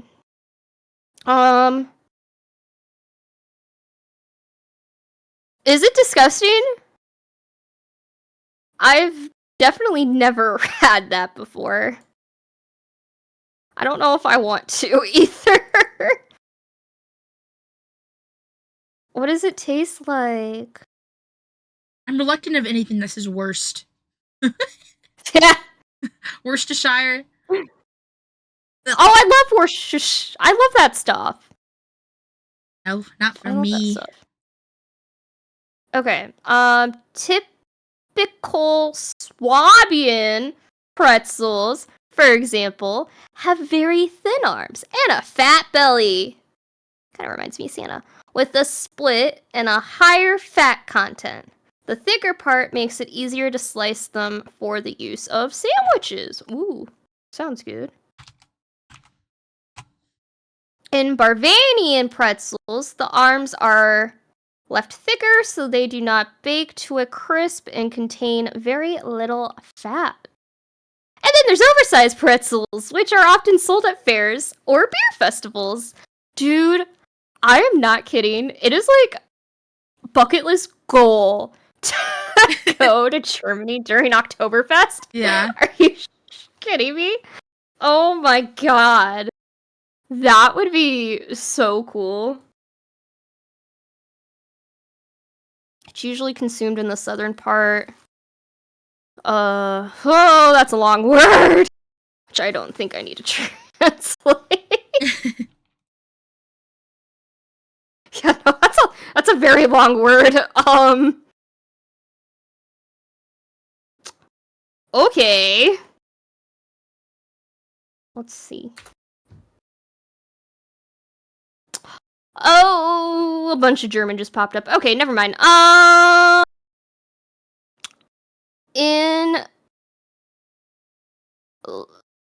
god, here comes like the religious stuff in a sec. Is it Rhineland region? Hold up. Remember, guys, I switched my topic mid-podcast, okay? Yeah. I would like some grace here. Rhineland.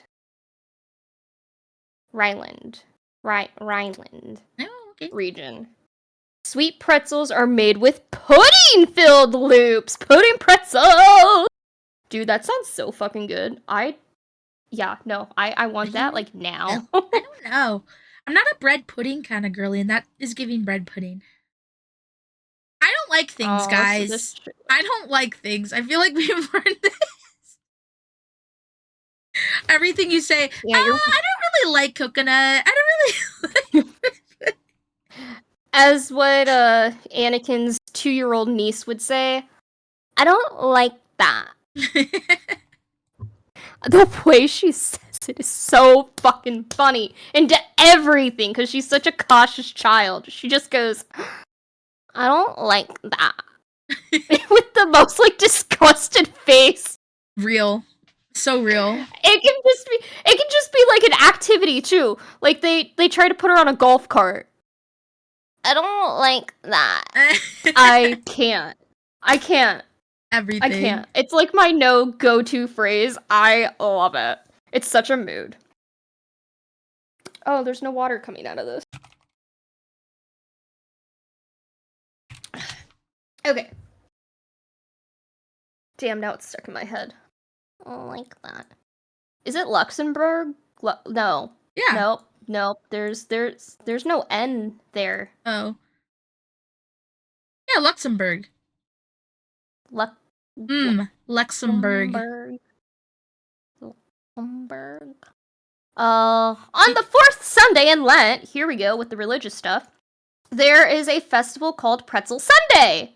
Okay, this is what I thought was cute. Are you ready for this? Yeah. Dude, this reminds me of, like, White Day and Valentine's Day. Man. Okay. I don't know why this is a Lent thing. This is cute. So... Okay, boys give their girlfriends pretzels. I'm sorry. They give their girlfriends... I've never imagined a pretzel as a romantic food. This is so cute.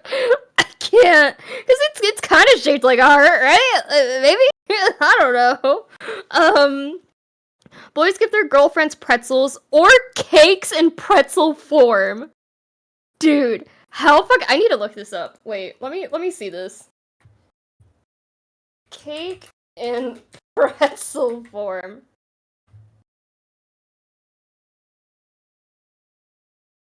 Oh my god. Dude! You even got, like, pretzels topping it. Ooh. Here. I'm gonna send you. Going back to the server. Egg in pretzel form. Cake in pretzel form. Wouldn't that be really cool if there was an egg that was shaped like a pretzel, though? Like, Whoa. That would be interesting. Ooh, here's a big one. Oh, it's kind of pixelated, but hopefully you can see. Oh, here, I think I sent a better one just now. Yeah, that's much better. Ooh, this one looks really good. I'm gonna send you this one. It has sprinkles. So yeah, they'll either get their girlfriend a pretzel. It's so big. It's so big! Oh, pretzel. Oh my god, pretzel was in our cake! Our cupcakes! It was! Pretzel was in our cupcakes! The lore continues! Oh my god, full circle moment. Full circle. The lore continues. There's probably a lot of people that are confused about that. We made pretzel icing, guys. For our cupcakes. Tried to. I feel like the pretzel didn't turn out as well. We pulled it off. It tasted delicious. But we didn't win. Yeah, but that's because they imagine were haters. The birthday girl not winning. They were haters. Yeah, imagine the birthday girl not winning her own birthday cupcake contest. Yeah, they were haters. Excuse me? They don't get it. Excuse me?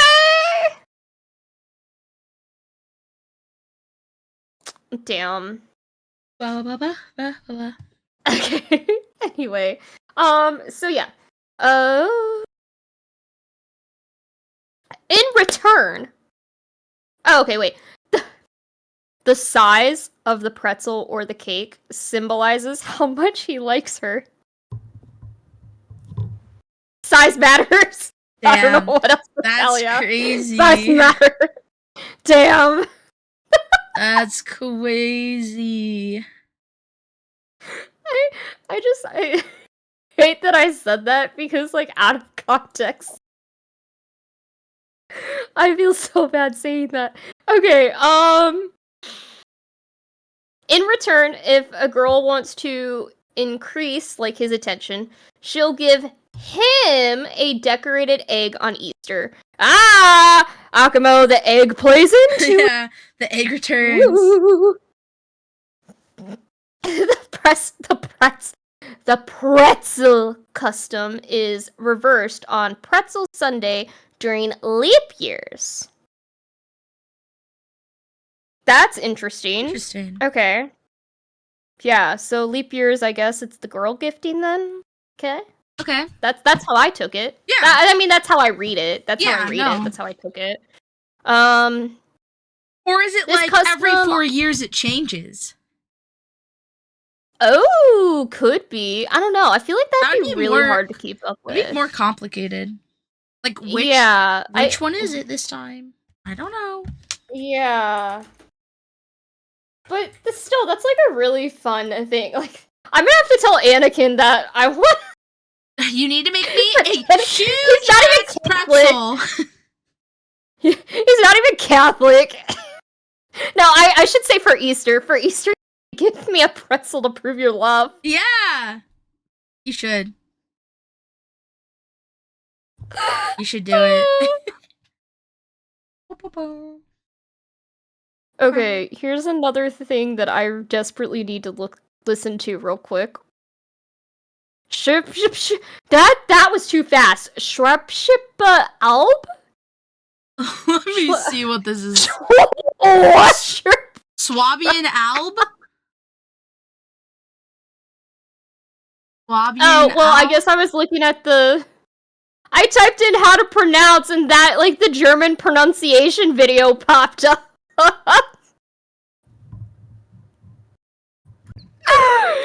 Probably... Yeah, there we go. Swabian Alb. Wow! The German pronunciation video just made me look really bad. There is literally a YouTube channel called German Pronunciation. Oh my god, she said that so fucking fast, and it has all the little, like... Oh my god, no thank you. That was too much. Yeah, I was like, no thank you! Okay, so yeah, that custom still exists in some areas of the Swabian Alb. On the same occasion, in... Why are there so many places? Why are there so many places in Germany? In, Rhine? Okay, nope, I can't. Rhinish. I can't. Oh! Right. Stella! Hello! Hello! I'm taking this moment to look up how to say this. Hello! I did that so quick. I'm everything. I can't see what's happening. Thank you for the follow. Renish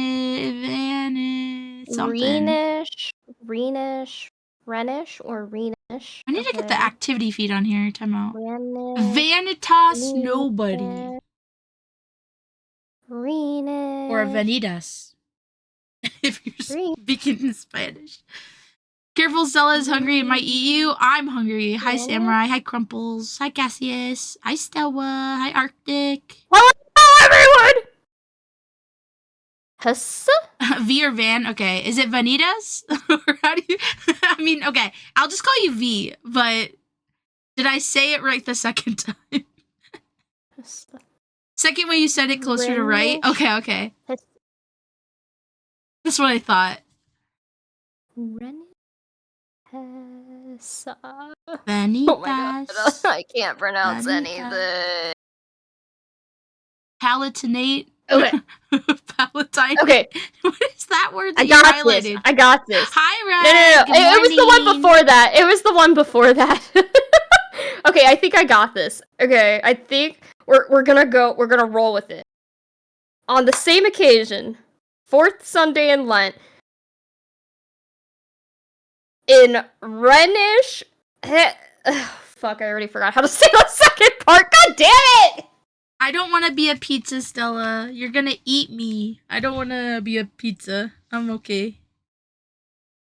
In Rhenish Hesse. Yeah, And get a snack, Stella. yeah, go get a snack. Get some bread.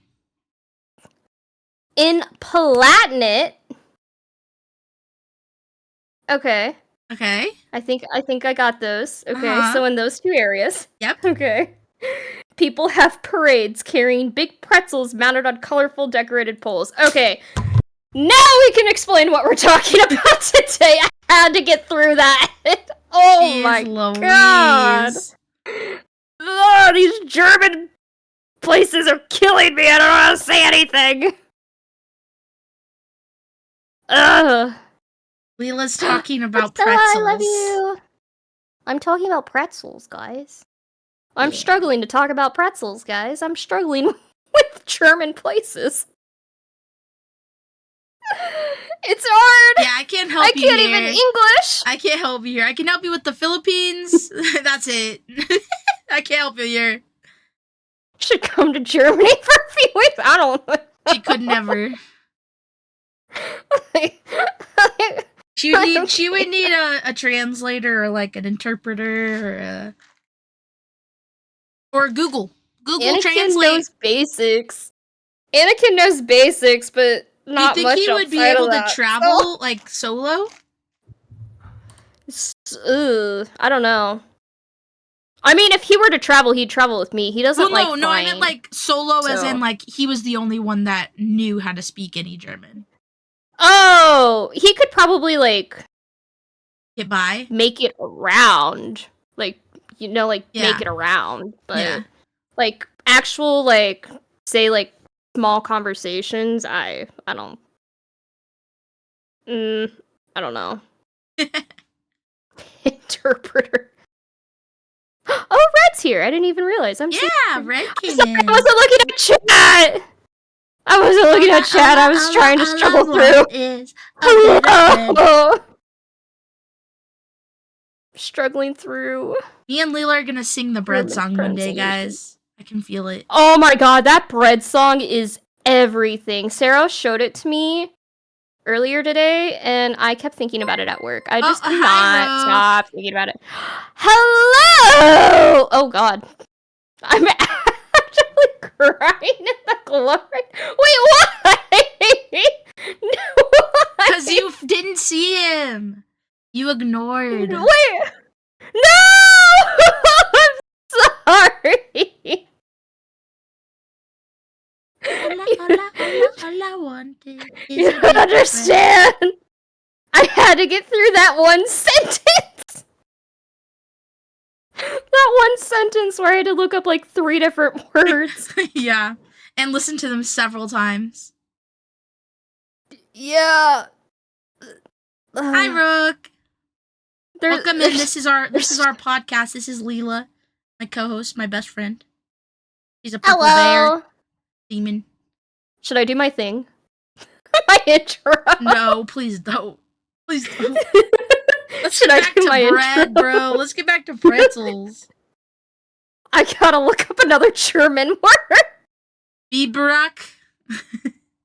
During Lenten, Biberach or Biberach. I don't know. What pretzels are popular? Lent pretzels.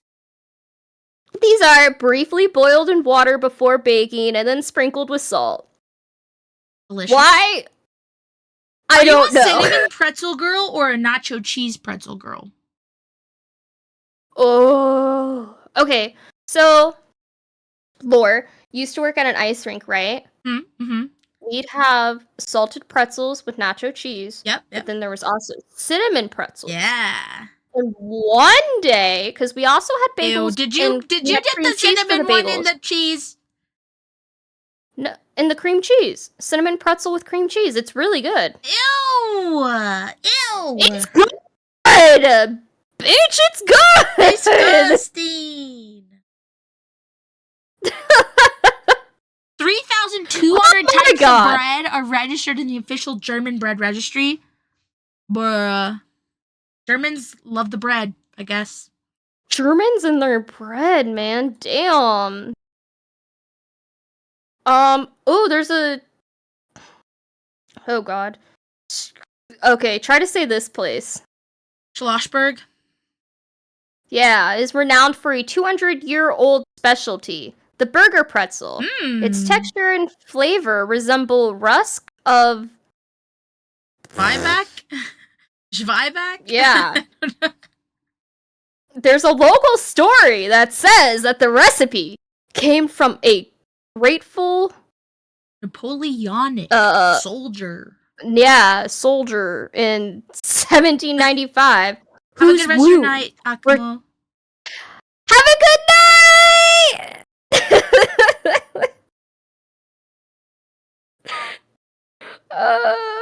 Every time Lila yells at chat in my ear, I lose an hour of my life.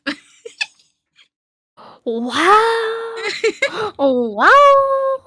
At least you're not peeking anymore. Yeah, that's true. Everybody gets to hear everything. But, yeah, so the soldier, his wounds were treated by this baker's family. Okay? Ooh, okay. And then in this little town of Berg. So the cultural importance of the pretzel for Berg is expressed by a monument in honor of the pretzel baker.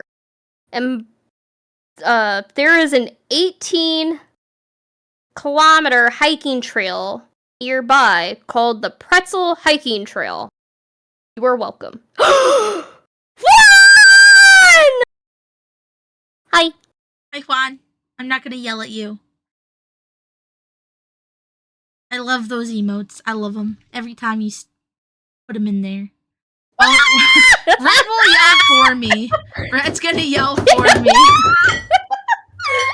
Oh, I got chocolate on my keyboard. Wow. Wow. Is that a better, welcome to the chat? Yeah, you freaking peeked your mic that time, buddy.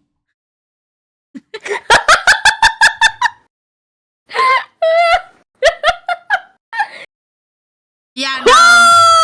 The peak is limited. There's not a lot of peak nowadays. Woo woo! No longer crying in the club. Your ears are crying. Tears of blood. Everybody's blessed. Everybody's blessed to hear me. Wait, what are you pretzel talking about? hiking trail. Eh? I just said that!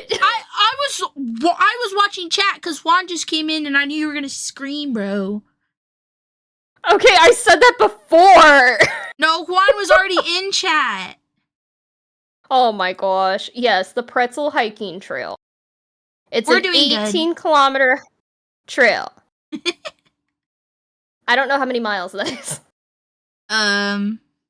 Well, what's kilometers? Quick! What's 18 kilometers in miles? Ignore the blood in my ears. 11 miles? Oh, shit. 11 miles of a pretzel hiking trail. I want to go. I love hiking. Yeah. I do too. I like it a lot. I don't like ticks though. Yeah, no. I don't like ticks either. I don't think anyone likes ticks. Strong vendetta against ticks after my experience. You know, you could make blood bread out of your ear blood. It could happen. Ew. The Vikings made blood bread. I'll talk about it later.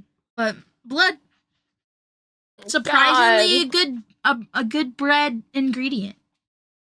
That's like the yeast infection bread. Yeah, but I feel like I'd more likely eat blood bread than yeast infection bread. If I'm being honest. Yeah. If I'm being honest. Okay. Let's get through the rest of this history. It shouldn't be so... Well, no, there is still some... I'll try to keep up with your we're almost there. stuff so I don't... We're almost there. Yeah. Trauma. Pretzels have a really long-ass history. Like, holy shit. Jesus. Literally. Jesus. Most sources credit German-speaking monasteries with popularizing the familiar pretzel shape. The pretzel's distinctive knot shape represents the Holy Trinity, with the 3 holes in the pretzel symbolizing the Father, the Son, and the Holy Spirit. This theory also ties the pretzel's history to religious practices and traditions, like some of them we just talked about a little bit ago. Jesus bread! Hey, Jesus bread came up early. Briefly.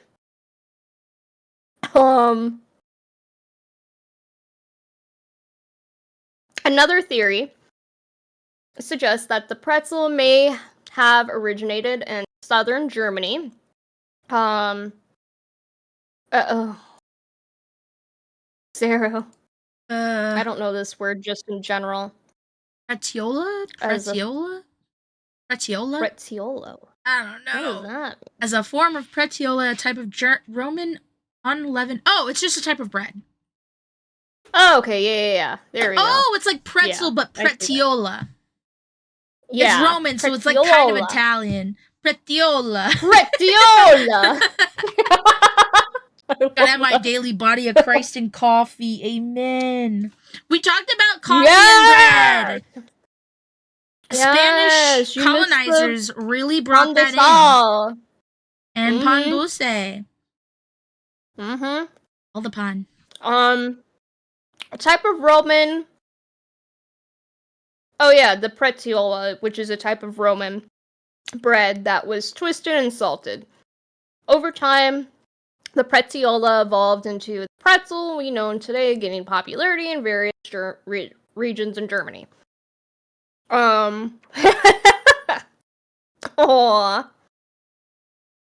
Juan gets it. By the 12th century, the pretzel had become a recognizable symbol of German baking culture, commonly associated with pretzels, baker guilds, and it gained further prominence when Germany immigrants brought their pretzel-making skills to other parts of Europe, including Austria and Switzerland. During the 16th century, pretzels were often given as rewards to children who learned their prayers. Bribe kids with pretzels! Further strengthening the connection between pretzels and religious customs. The pretzel shape was also associated with a range of symbolic meanings, including arms folded and a prayer or a child's posture of humility. That's the word, right? Bribe kids.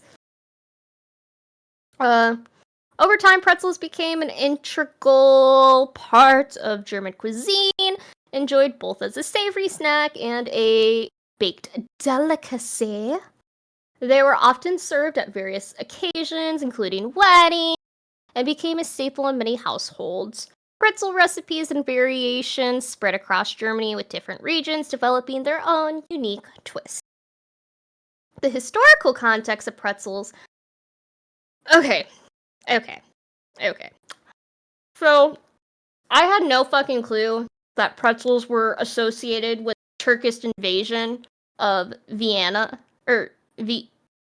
Yeah, Vienna. Yeah. I had no clue that pretzels were associated with the Turkish invasion of Vienna. Apparently, that's a thing, though. My Austria is from Vienna. I wonder if she knows this history. Ask her. Well, like, when I was reading through this, it sounds like there's a bit of... What's the word? Historical confusion? I don't know what to call it. Inconsistencies. But, okay. Unverifiable evidence. Yeah. But, I mean, it adds an interesting layer to the story. So the event that, like, we're referring to here is the Siege of Vienna in 1683, when the Ottoman Empire, under the leadership of Grand Vizier Kara Mustafa Pasha attempted to conquer the city of Vienna. Whoa. What? I don't even know what you just... Okay, I see. Yeah. Grand Vizier Kara Mustafa Pasha. Got it. I was like, whoa, that was a whole lot of names right there. Yeah, Vice Colonel Mufasa, bro. I like that! Which at the time was then part of the Habsburg Empire. Thank you. I'm losing it right now. During the siege, we're only 2.5 hours in, bro. During the siege, the Ottoman forces dug tunnels beneath the city's walls in an attempt to breach its defenses. However, Vienna's bakers, working in the basement kitchens of state... Why can't I not say saint? Oh my god. I'm okay. Saint! Stephen's Cathedral, where they were baking bread to feed the city's defenders. They heard the sounds of digging. This alerted the defenders to the tunnels, and the attack was thwarted. Thwarted.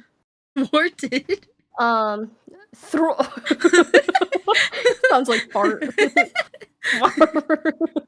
Okay, we're losing it, guys. They gassed them out. Stop.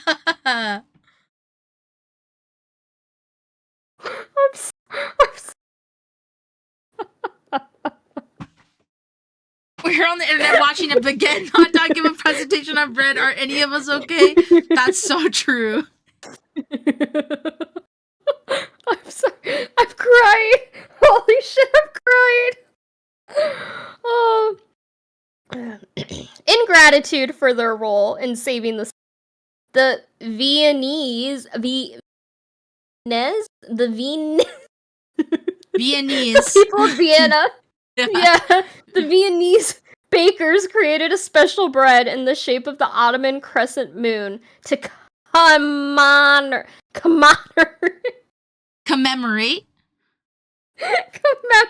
the victory. You're gonna get soggy. Ooh, this bread was called croissant, which means crescent in French. There we go. Take it away. And it is said to have originated from this event. So, okay. That's the other thing. The croissant in this event. So, the connection between the croissant and the pretzel is hazy. While the croissant's origin story involves the Siege of Vienna, the pretzel's association with the historical event is not as clear-cut. Some sources suggest the pretzel was already a well-established baked product in Germany by the time of the Ottoman, and in its origin is not directly tied to the event, like I guess some people claim. It's possible the association between the pretzel and the siege might have been popularized later as a culinary nationalist storytelling. Over time, these stories could have intertwined the two narratives, especially given the intertwining of like folklore and historical events. While the croissant's connection to the Siege of Vienna is more direct, the pretzel's link to this event might have been a later addition to historical narrative. In the late 18th century, Southern German and Swiss German immigrants introduced pretzels to North America. Had to throw that in there. Wow. The immigrants became known as the Pennsylvania Dutch. And in time, many handmade pretzel bakers populated central Pennsylvania countryside, and the pretzel popularity spread like wildfire. I added that. In the 20th century, soft pretzels became popular in other regions of the United States. Cities such as Pennsylvania, Chicago, and New York became renowned for their soft pretzels. The key to success was the introduction of the new mass production methods of the industrialized age, which increased the availability and quantity, and the opening of multiple points of distributions at schools, convenience and grocery stores, and like entertainment venues, movie theaters, arenas, concert halls, sports stadiums. I feel like anywhere now sells soft pretzels. So, prior to that, vendors pretzels on street corners in one and case. Now I want pretzels. Same. I just saw chat. Okay. In the US, pretzels came in many varieties of flavors and coatings, such as yogurt. I love yogurt, like, covered pretzels. Chocolate covered pretzels. I love white chocolate pretzels. I don't know why. Those are, like, my favorite. I like almond butter ones, like the almond chocolate looking. Ooh. Yeah. That'd be good.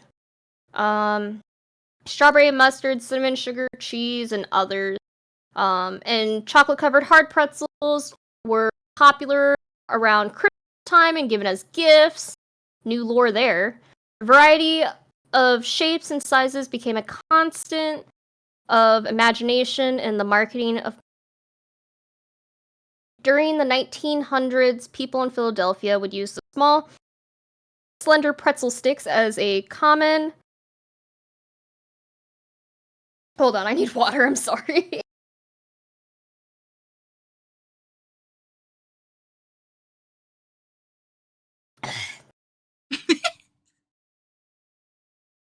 A common pair to ice cream, or would crumble pretzels as a topping. This combination of cold, sweet, and salty taste was very popular for many years. Eventually, this led to the development of an ice cream cone tasting like a pretzel. Wow! More recently, Mars, the candy company, incorporated Mars bars. Yeah. It made M&Ms with pretzels.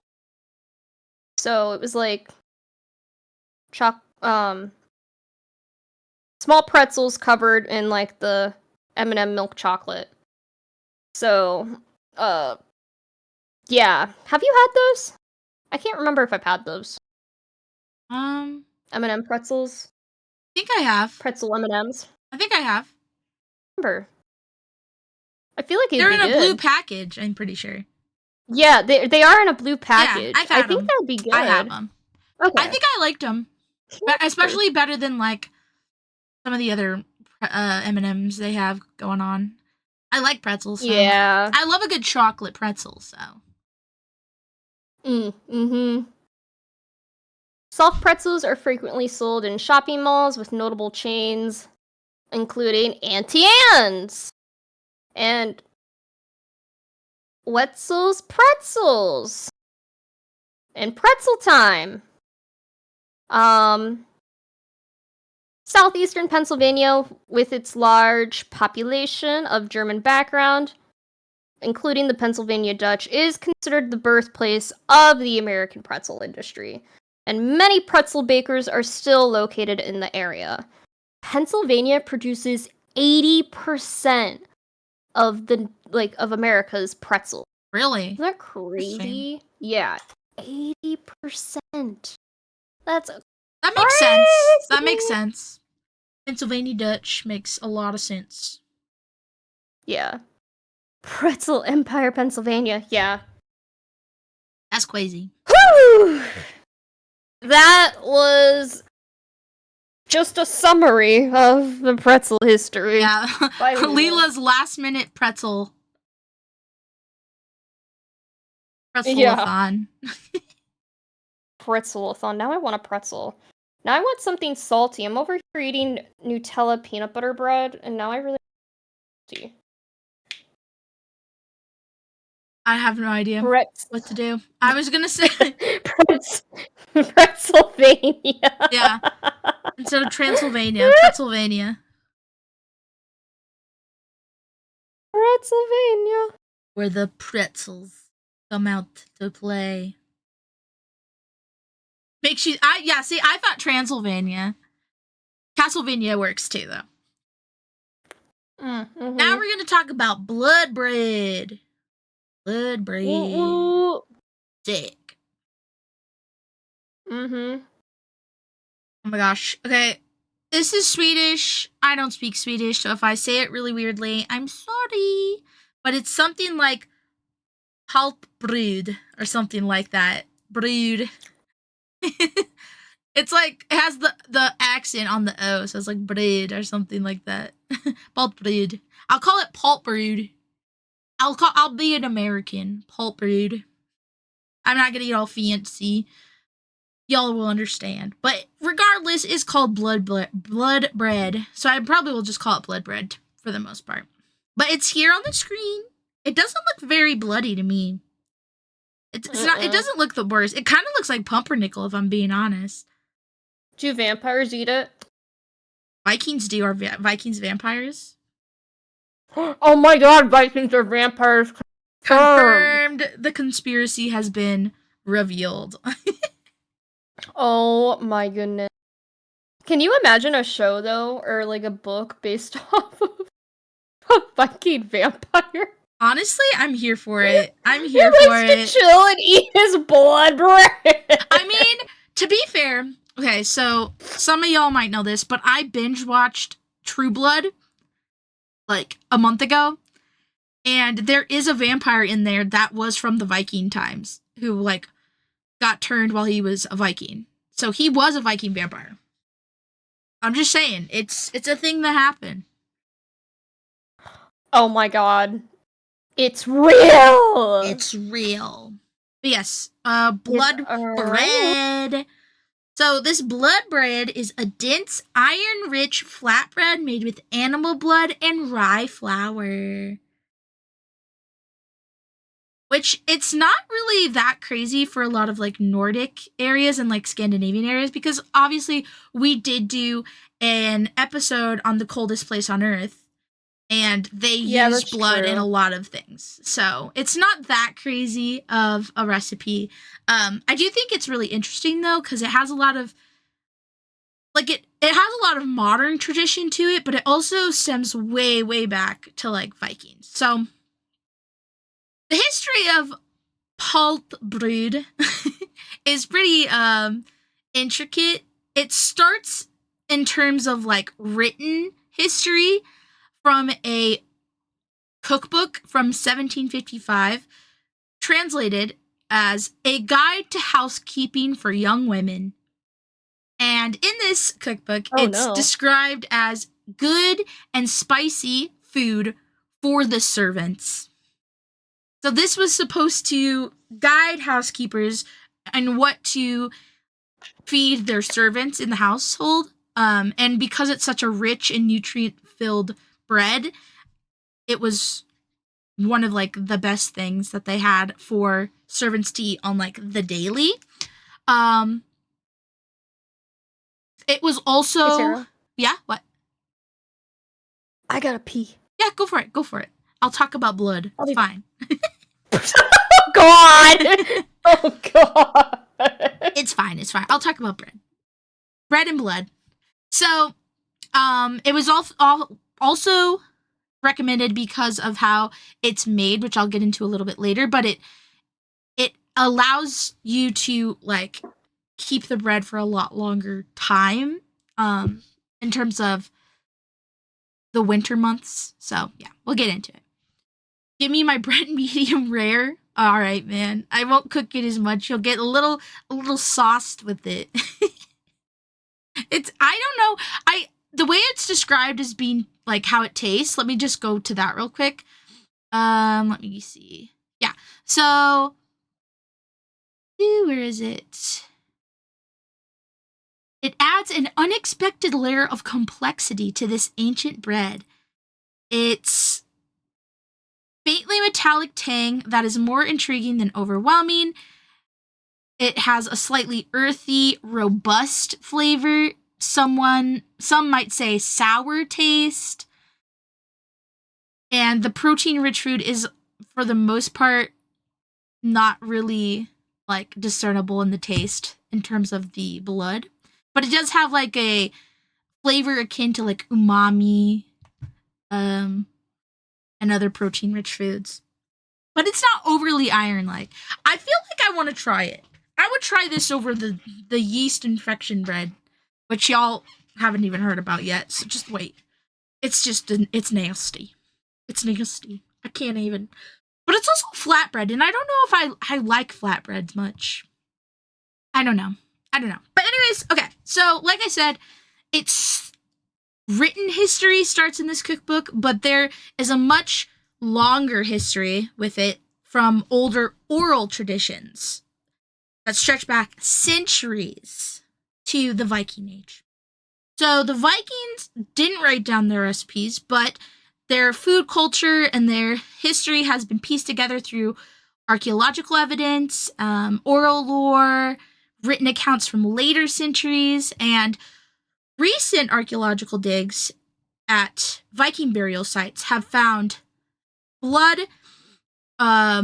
in charred bread remains. So evidence of iron and specifically animal blood was found within like the coarse rye and barley fibers of the charred breadcrumbs.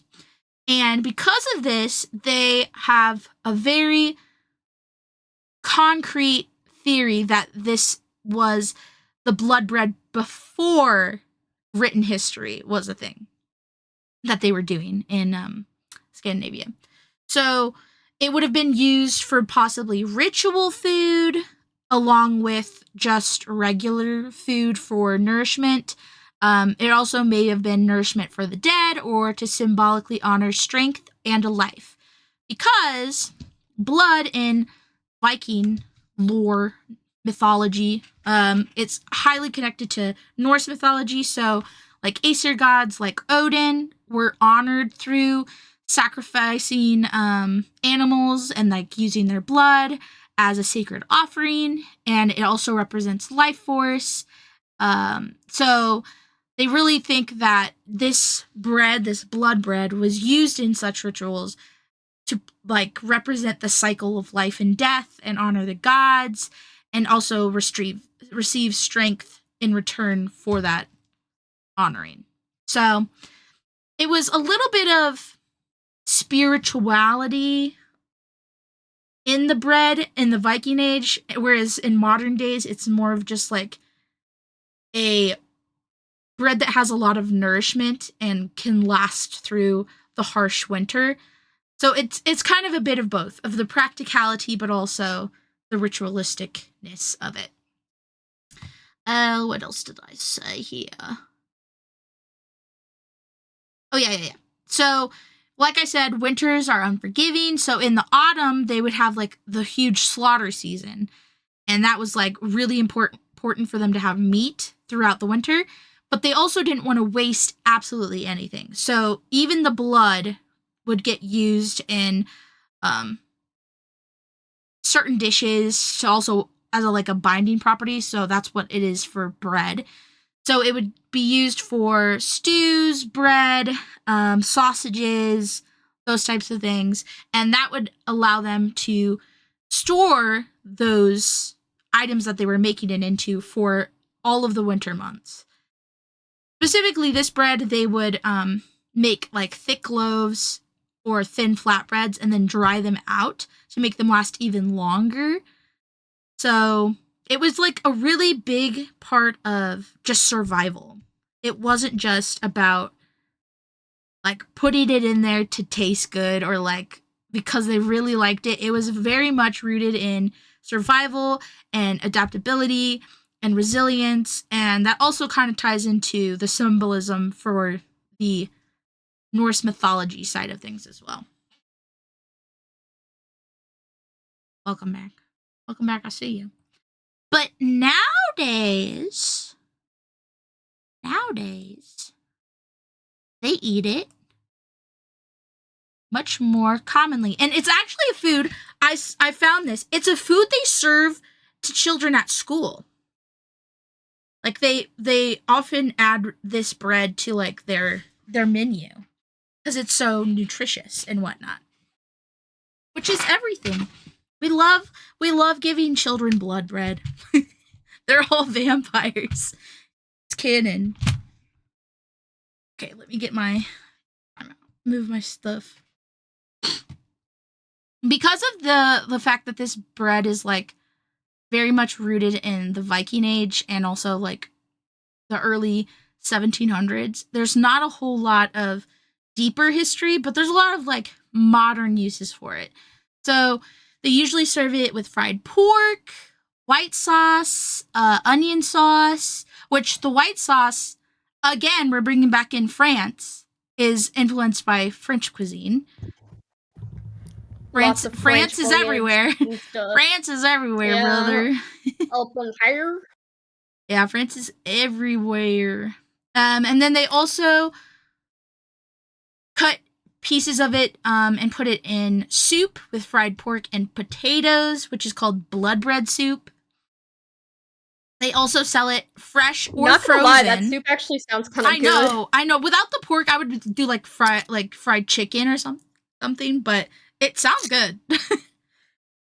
They also sell it fresh and frozen at the grocery stores, which I found a picture of the... Let me see if I can pull it up again. I found a picture of it just, like, in a box from the grocery store. Where is it? Hello? Where are you? Okay. Sorry. Anakin went to bed, so I was... Yeah. No problem. Okay. Aha, there it is. Okay. Indeed, I dig a dode. Here it is. They sell it in a little box. Get it? It's like a cracker. They sell it in cracker form for, like, topping it with meat and vegetables and sauce.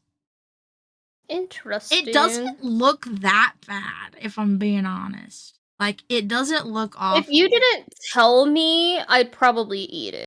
Yeah, no.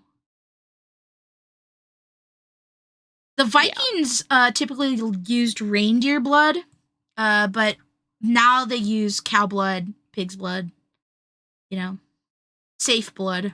Interesting. Yeah, they called it safe blood. Like, that is so funny. Less likely to be diseased, I don't know. I don't know the healthiness of blood in general. But yeah, they sell it in like bags, like tortillas.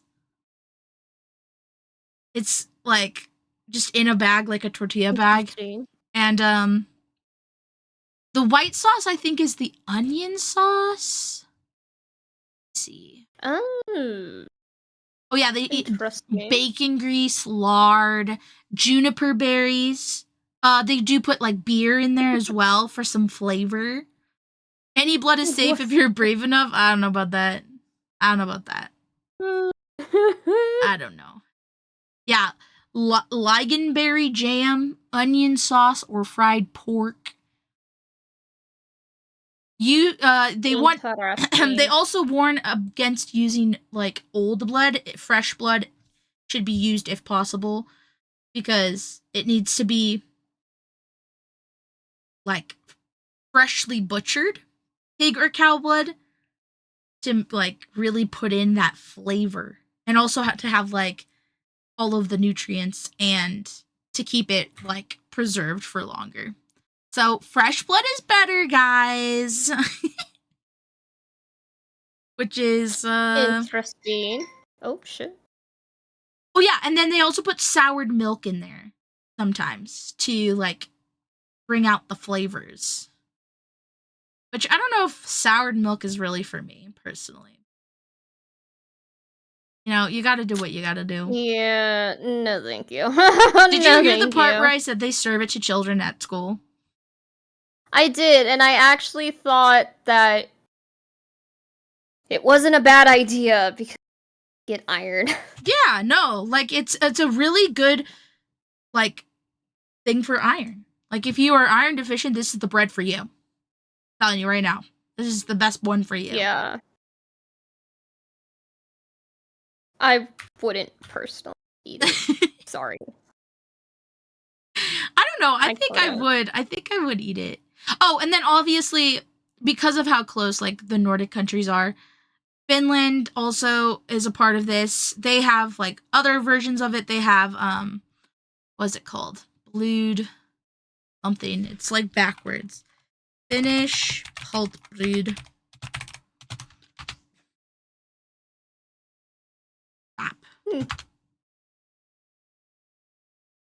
Blood pancakes, I think is what they're called. That makes sense. That makes it more, I don't know. I feel like blood bread versus blood pancakes. I don't know. There's a difference there. I don't know. It makes me more uncomfortable that they're pancakes. Where is it? Where is the... Oh, yeah, they put the carrots. Yeah. Add carrots.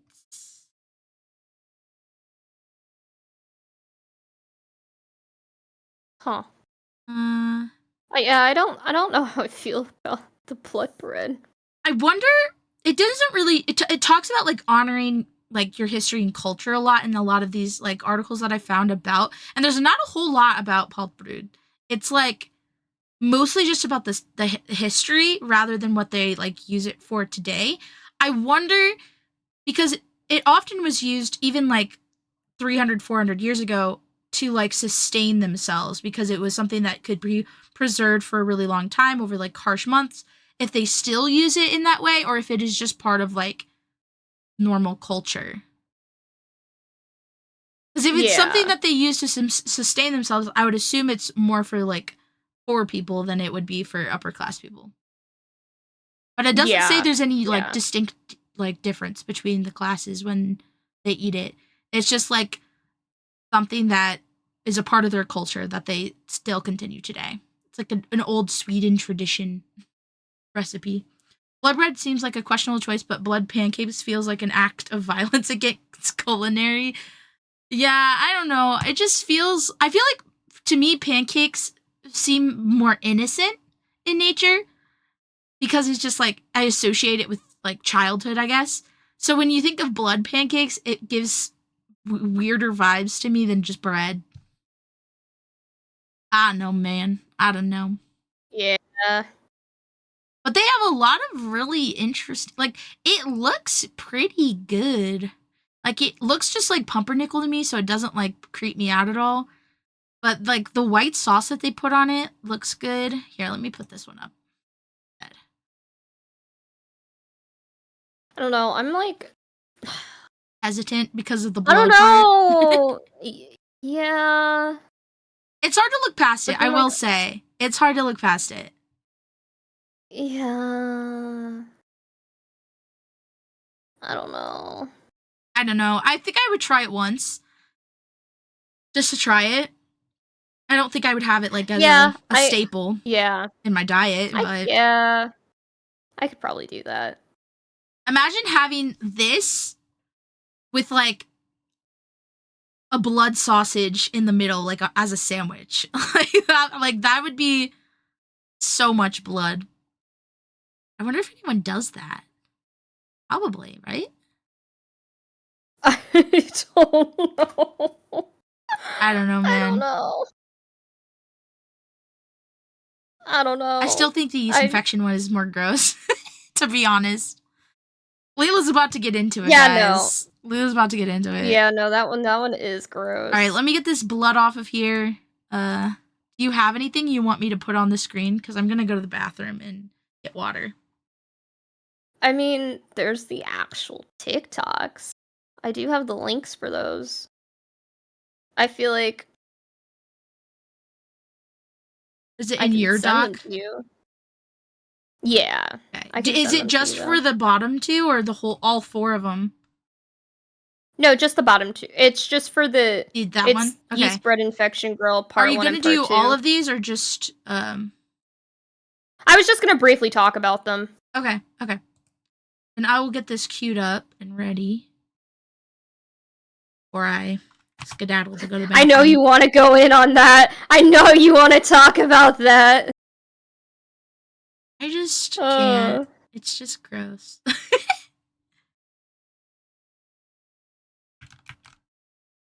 That's so funny. Yeah, no, it's so gross. Okay. I just saw your message. Perfect timing. Yeah, right? Yeah! Okay.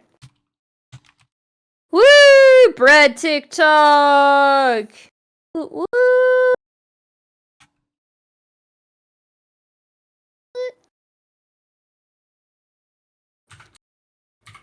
So, I'm not gonna lie. I know there's like a TikTok for everything. And I knew like a bread TikTok existed because of like the whole sourdough trend, but I didn't know it like existed. I just kind of assumed like I guess I always assumed it was more of a Treadwife thing. But like Bread Talk's its own thing. It's its own kind of thing. Basically, it's what it sounds like. TikTok dedicated to bread. What could go wrong? What could go wrong in a fandom dedicated to bread? Oh. We'll get into that. Because I need Sero to play those videos. So we'll get there. We'll get to that. But before that, crap, I'm on the wrong dog. Here we go. Okay, so Bread Talk. It has wrong dog. It has become really popular. If you've heard about again the sourdough trend, there was the cloud bread trend, the frog bread trend. Really wish I had pictures on the screen right now. There's micro bakeries. It's Bread Talk's a whole thing. There are some really cool stuff, like again sourdough. I don't know. I personally like sourdough, and cute little frog bread. And then there's like not really good stuff, like a bread made from yeast infection. Yeah. Yay. Anyway, about that cloud bread. So cloud bread, which was a trend on TikTok for a hot minute, still can find people doing it now. It actually looks really, really cool. But I heard it tastes like absolute shit. So cloud bread, which I'm hoping to get a picture put up on screen when Sero gets back, it's like a fluffy kind of bread. So it's bread that claims to be high in protein, and it's like a bread alternative, okay? High in protein bread alternative. It's made by whipping egg whites in cream of tartar, to achieve this soft, fluffy texture of like a meringue. Okay, sounds amazing, but I guess not. You do have to allow it to fully cool, so it has that like chewier, slightly breadier texture. It does, however, oh my god. That picture just scared the fuck out of me. Jump scare! Oh my god, jump scare for cloud bread. Holy crap. It looked really cool. I remember watching people make it. Yeah, it was a huge trend. And, like, people have made rainbow cloud bread. Like, the things people have done with it, it looks really, really cool. But, and, like, there are some health positives to it. Despite it claiming to be high protein, it actually has the same amount of protein as regular bread. Funny enough. But it does contain half the calories of regular bread. And depending on the recipe, little to no carbohydrates. So it's gluten-free as well. So there are some, like, health benefits, but its claim is to be a high-protein bread, when in reality it's kind of the same amount. Okay. But, yeah,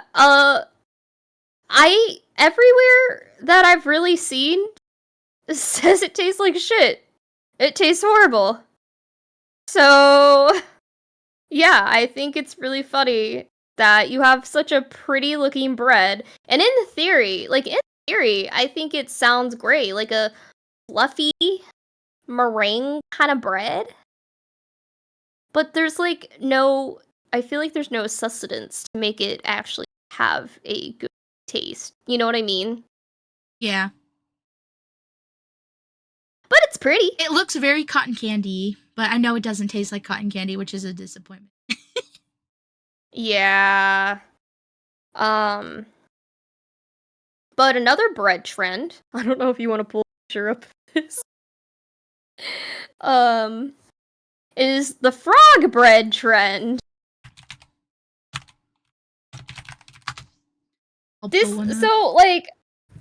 Frog TikTok. Frog TikTok! This is just cute! Isn't it? Bread TikTok is basically like what it sounds. It's TikTok dedicated to bread, right? And it's just a bunch of people making bread, trying different recipes, making variation, turning their yeast infection into bread. There's a bunch of different stuff going on, right? So, this cute little frog thing, this was also a trend at one point. And you basically just bake a loaf of bread in the shape of a frog. And apparently it's not as complicated as people think. It's like supposed to be like an easier creation to say, so to say, with it. And of course there are gluten-free and keto options as well. I feel like that's, yeah, just a thing in general with bread. But, a lot of these, I feel like really took off, especially bread TikTok, really took off during COVID, when people were at home, didn't have a lot going on. It definitely, like, just in general, bread TikTok, like, became a huge thing. So, and now I feel like bread making is such a huge thing for people to do as a hobby. Like, just in general. Like, I feel like before COVID, you would hardly hear about this. And, like, post-COVID, it's, like, everywhere. You know what I mean? Yeah.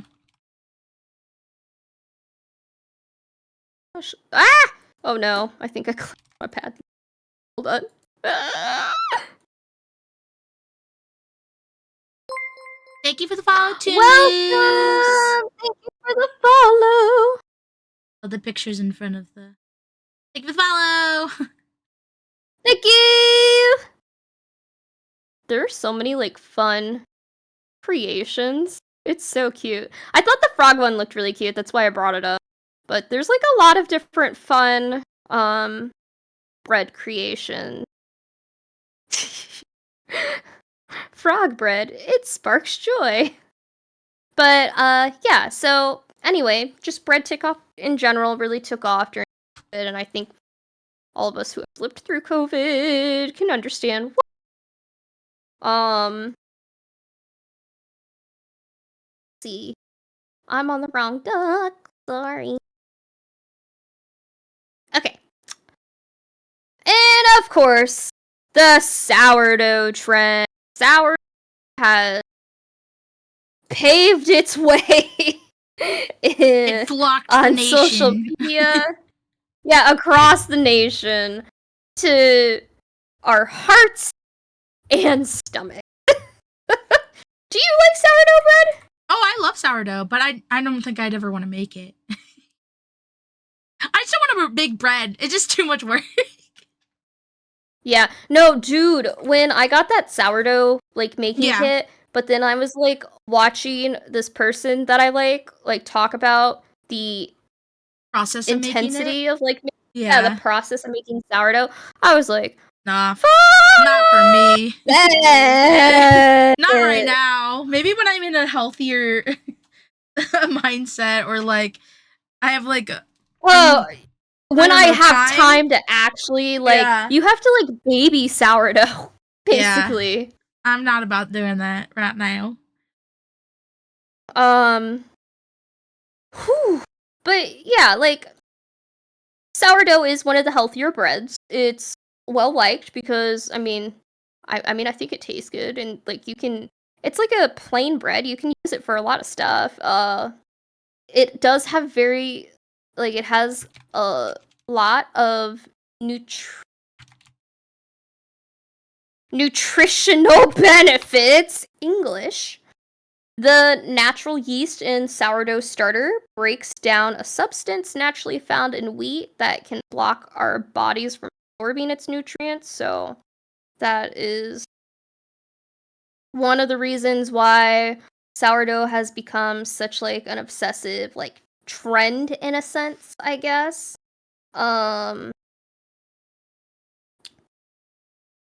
It's also, again, I feel like people enjoy, they find it therapeutic making it. If you watch some videos of people making sourdough, they have that cozy lo-fi music going on, beautiful natural lighting in the kitchens. It is something to watch. It really is. Yeah, I always found them pretty comfy and chill. And then it would make me want to make them, and then I was like, no. Then I would actually look into it, and I'm like, no, thank you. Yeah. It's very cottagecore vibes too, for some reason. Yeah, there we go. Cottagecore. I was trying to so yeah, I mean, I feel like as a society, we're into healthy eating again. What? I just thought of it was very tradwife vibes. Oh, yeah.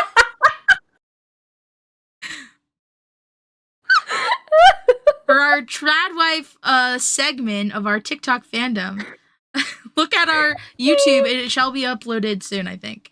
Let me see. Which one is next? Yeah. Tomorrow is Tomorrow is the circus. So it'll be somewhere else in there. Can't tell you where, because they're not labeled like that, but we'll get there, guys. Yeah. If you want to hear Lila talk about tradwives. That was a fun one. Yeah. But sourdough is gut health, and it's easier to digest. Why are you talking like that? Why are you talking like that? I was trying to pull into my tradwife aesthetic. I hated it. Ow. I'd rather have old man Lila back.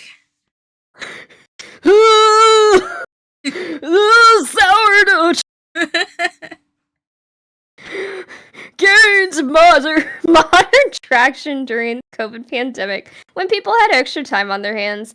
The multi-day process. This is why I haven't made it. Of making sourdough at home turned into a popular hobby.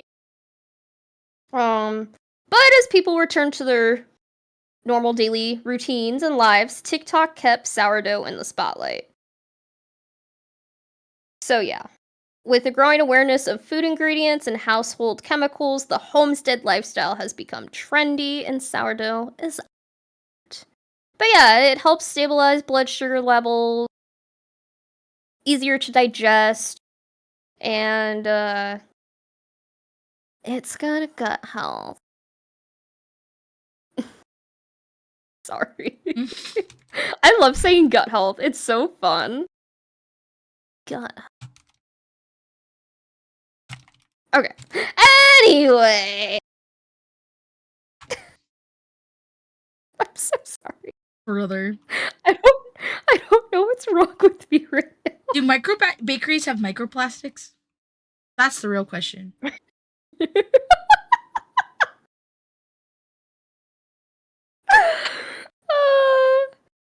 So Lila's losing her mind.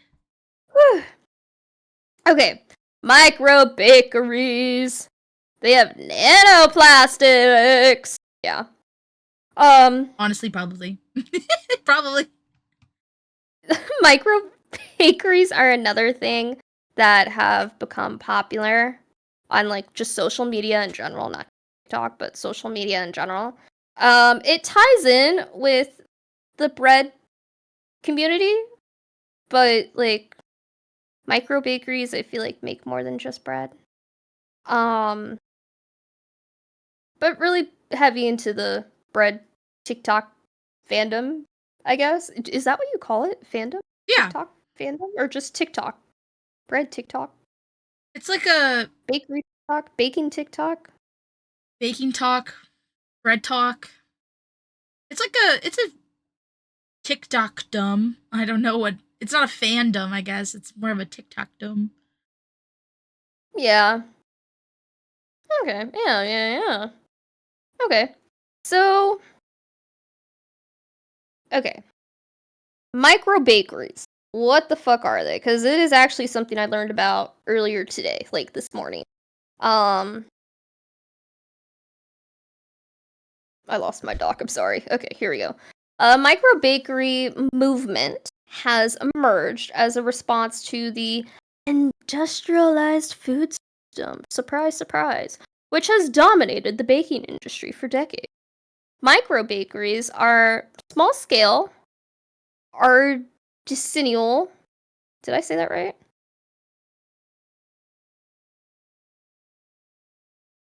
Artisanal. Okay.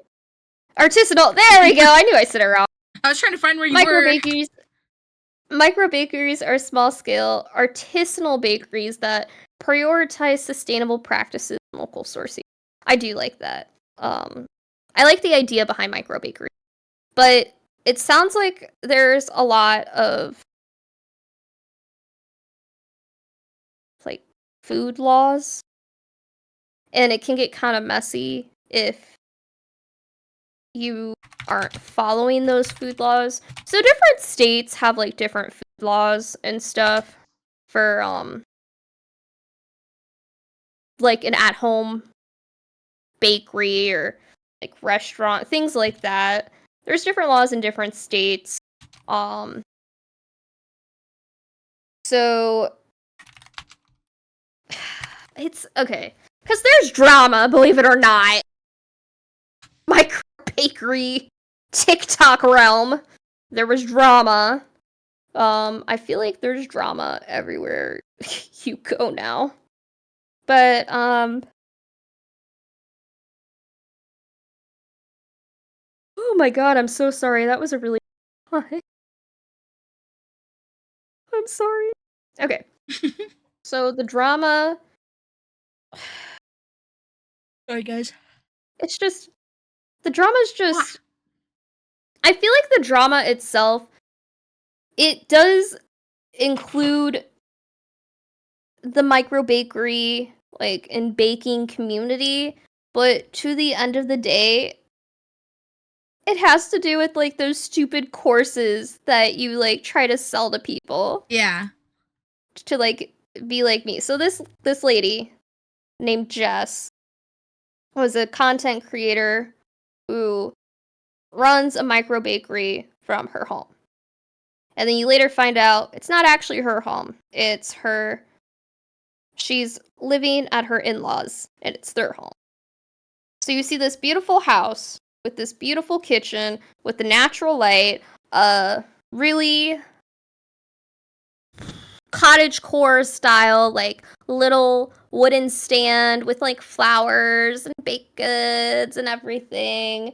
And lo and behold, like she's only ever sold like a couple things, usually gives things away. There was just a lot of drama because at the end of the day, she only had the micro bakery business itself only running for like a couple months. And then she comes out here and she's like, buy my course to learn how to open and start a micro bakery. And oh my god, there was just so much drama surrounding that. I was like,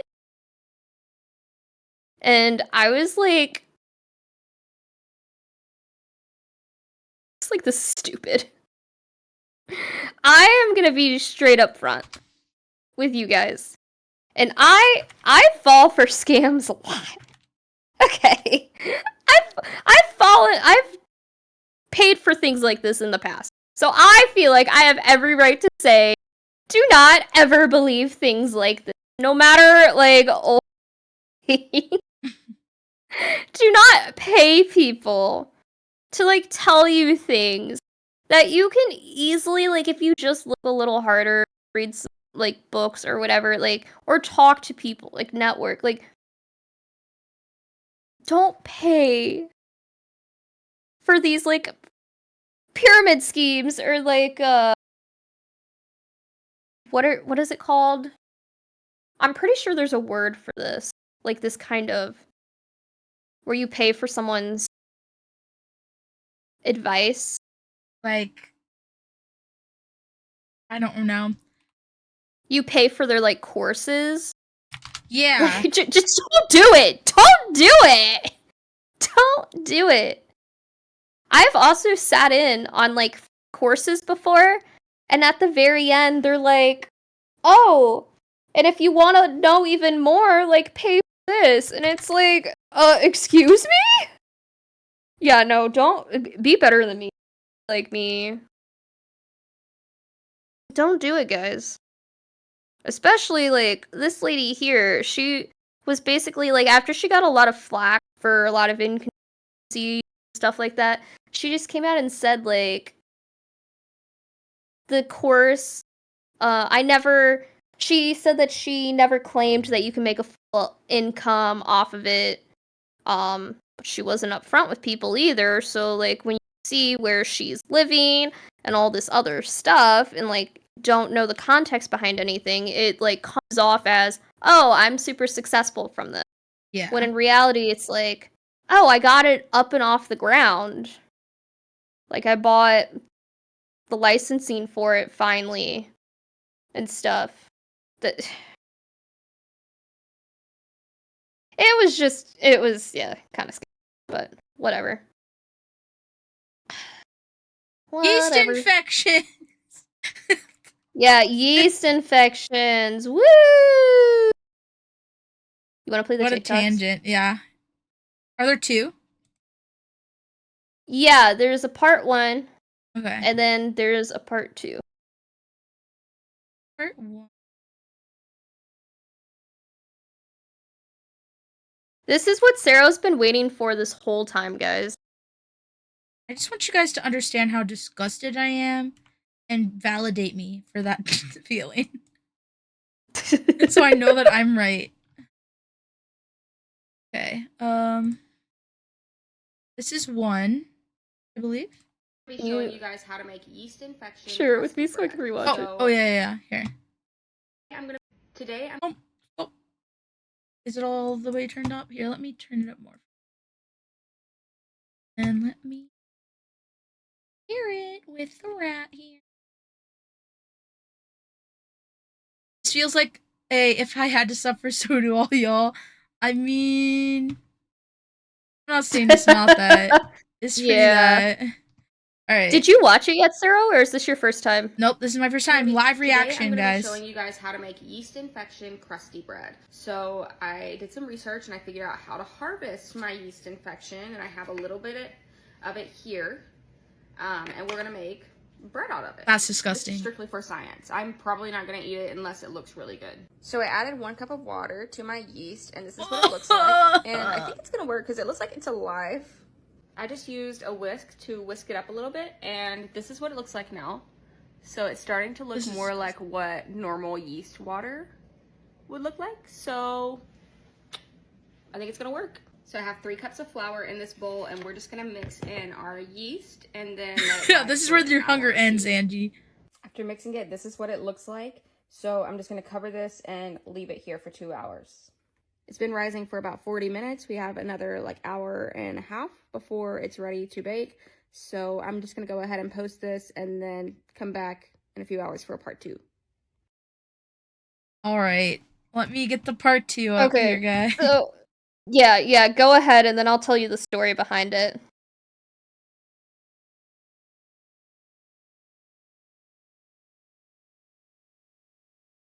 This is why you should not make cinnamon rolls or any baked goods out of your yeast infection.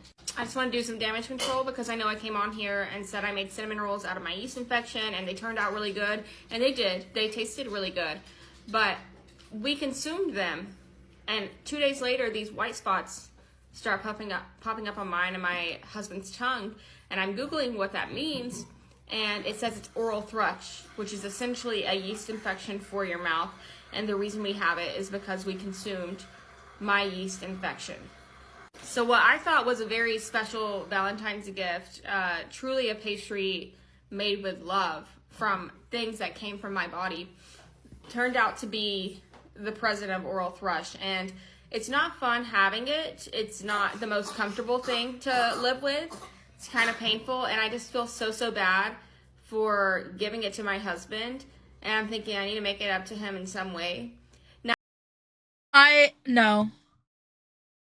This has to be fake, bro. This has to be fake. No way this is a real human being. Are you ready? Yeah. So she does do a lot of satire on her channel. Okay. Now, the thing about making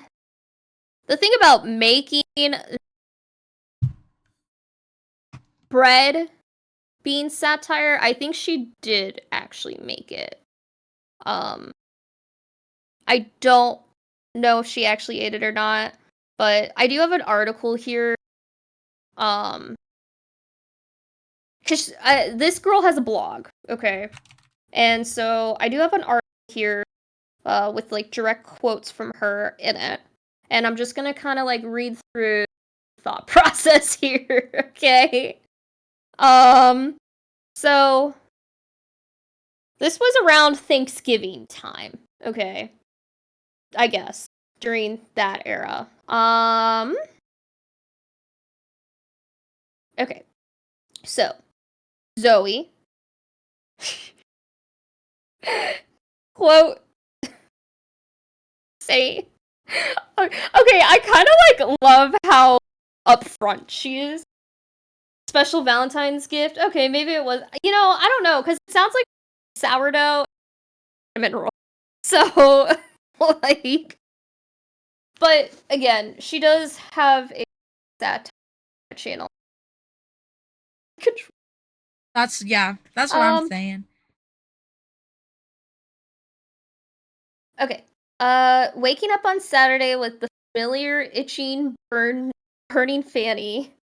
I giggled to myself, maybe I could make bread with that. Zoe writes on our blog, another angry woman. And that tickled into, well, I've always wanted to try making my... And then, fuck, would that even work? And then I got curious, and the next... This is quotes, okay? This is quotes. I was scraping white goop off of dough into a flour mixed with water. That was quotes. So this was like all like curiosity stuff, because science, right? Like kind of. Zoe's curiosity led to her not only like creating her own sourdough starter recipe, but also she got a lot of hate on this. I'm not surprised. Like, a lot. Like, a lot of people were saying, like, it's unhygienic and unsanitary. Which, yeah, I would think using your yeast infection would be. Yeah. But she viewed it as yeast is yeast. Yeast from her vagina is no less true than the other yeast we use to bake bread with. Making sourdough now this part's quoted. Making sourdough starter entails encouraging stuff that's present in the flour and just sort of floating around in the air in your kitchen and on your utensils to grow. She writes. That's what wild yeast is. Like all bread made with yeast, once it's cooked, it's not exactly going to go about colonizing your gut with yeast. The biggest risk was using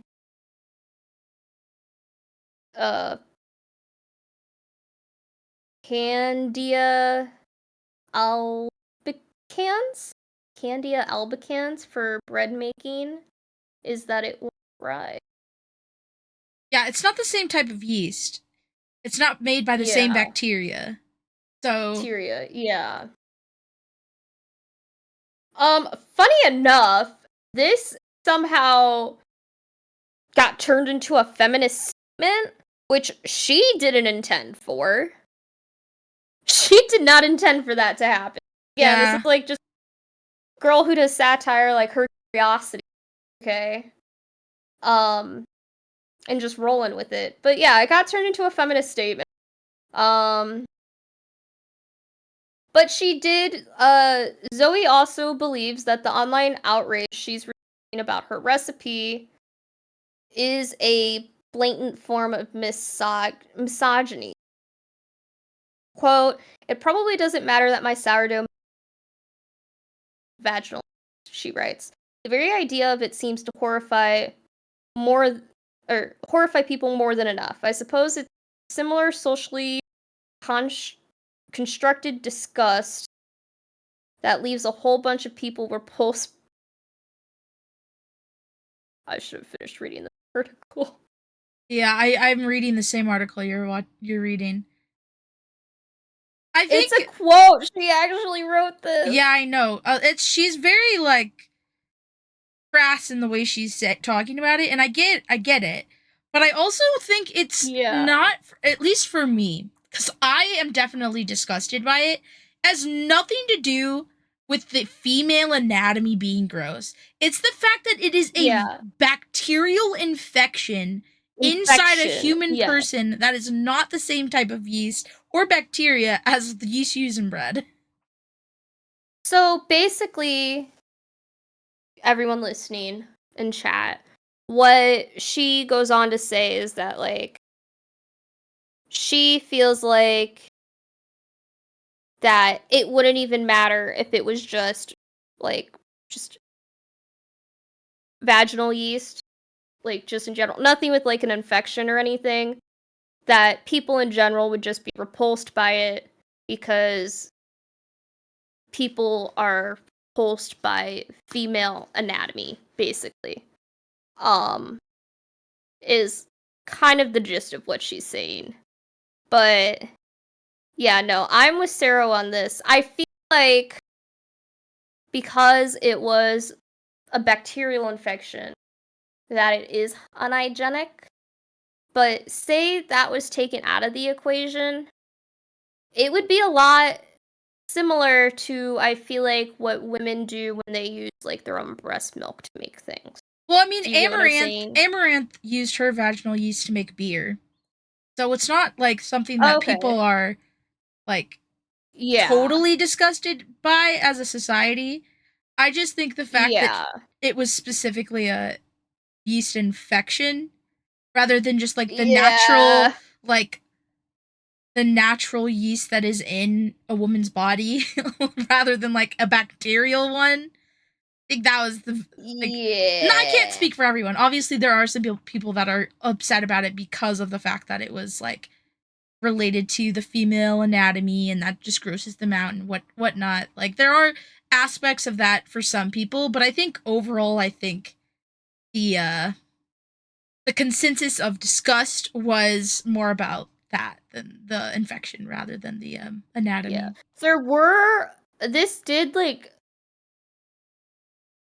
because, there's a ton of doctors and on TikTok too nowadays. Yeah. So there were definitely a lot of them, like, stitching this, like, please don't do this. Like, this isn't, like, please don't do this. So, yeah. The fact that this thing. I also don't think it's very fair of her to bring that up when she made a part 2 about it causing her to have thresh. Like, she's basically, like, solidifying that opinion that it is, like, gross and dangerous. Even if it was a joke, she is, like, adding to the argument she's arguing against right now in the feminist article. Dude. Little hypocritical, but, Dude. What? There's a whole ass case report on the National Library of Medicine on this. Probably. Because, like, these things become trends, bro. They can't, like, let that go. They gotta nip it in the butt. Yeah. There's, like, a whole case, like, and everything. Holy shit. It's, because it's an apparent transmission, like, of the disease to her partner. Yeah, because, like, what she was saying, it provides difficult to eradicate an oral and topical treatment with drugs I don't know, along with it's just not a good idea, guys. Just don't do it, guys. Yeah, don't do it. Please don't. I couldn't. Nope, not. The reason why I did say she's known for satire, one of the hashtags when she originally posted it. Okay, yeah, she did post it near Valentine's Day, so I don't know if they were talking about the article with it being near Thanksgiving. But one of the hashtags is satire. Okay. So it's most likely satire. Got it. And if you click on the account, it does say satire account. So, yes. Okay. She also talks about her child identifier. That's interesting. So yeah. It is a satire account, but I don't, like, it seems like she did actually make the...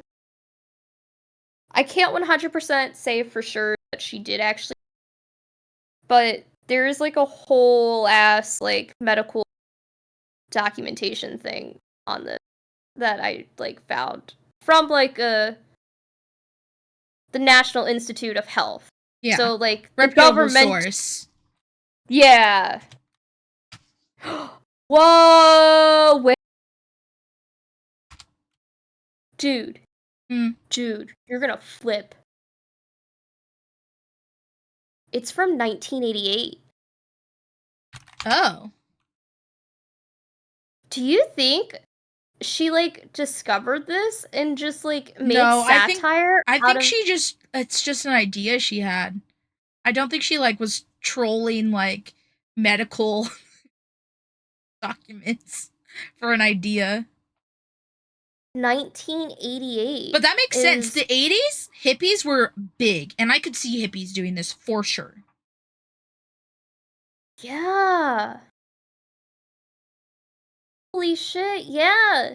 Bread making as a source of vaginal infection with the big disease name I don't know. Here, I'm gonna send you the thing so you can see it too. So this is, like, a real thing that actually has happened. Before this. In the 80s. Yeah. The late 80s. Yeah, before this. That is so crazy.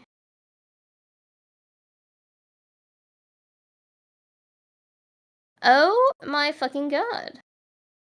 I don't like that. Like, there's a... case report and everything.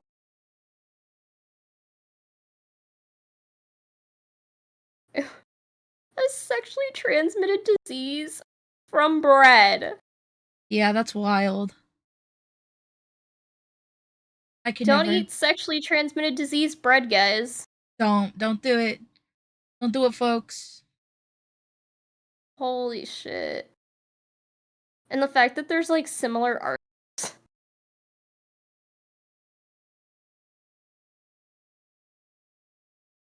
Oh my god, a mind blown. I hope minds at the end of today's. Well, I hope you guys enjoyed our scrumptious bread episode. Ew. Oh wait, Lila wrote us an outro, so we should read that instead of me just saying our scrumptious podcast episode. Yes. Okay. Let me know when you're ready. You can go ahead. Okay. Well, that's all the crumbs we have time for today. Thanks for loafing around with us. Whether you're a casual crust fan or a full-on breadhead, we hope you found this episode well-bred and tastefully toasted. Don't forget to roll on over to our socials and let us know your favorite kind of bread. Or just baguette about it and leave us a comment. Until next time, keep it crusty, stay buttered, and remember, life's what you bake it. Loaf you later! Loaf you later! Jeez Louise. Bruh.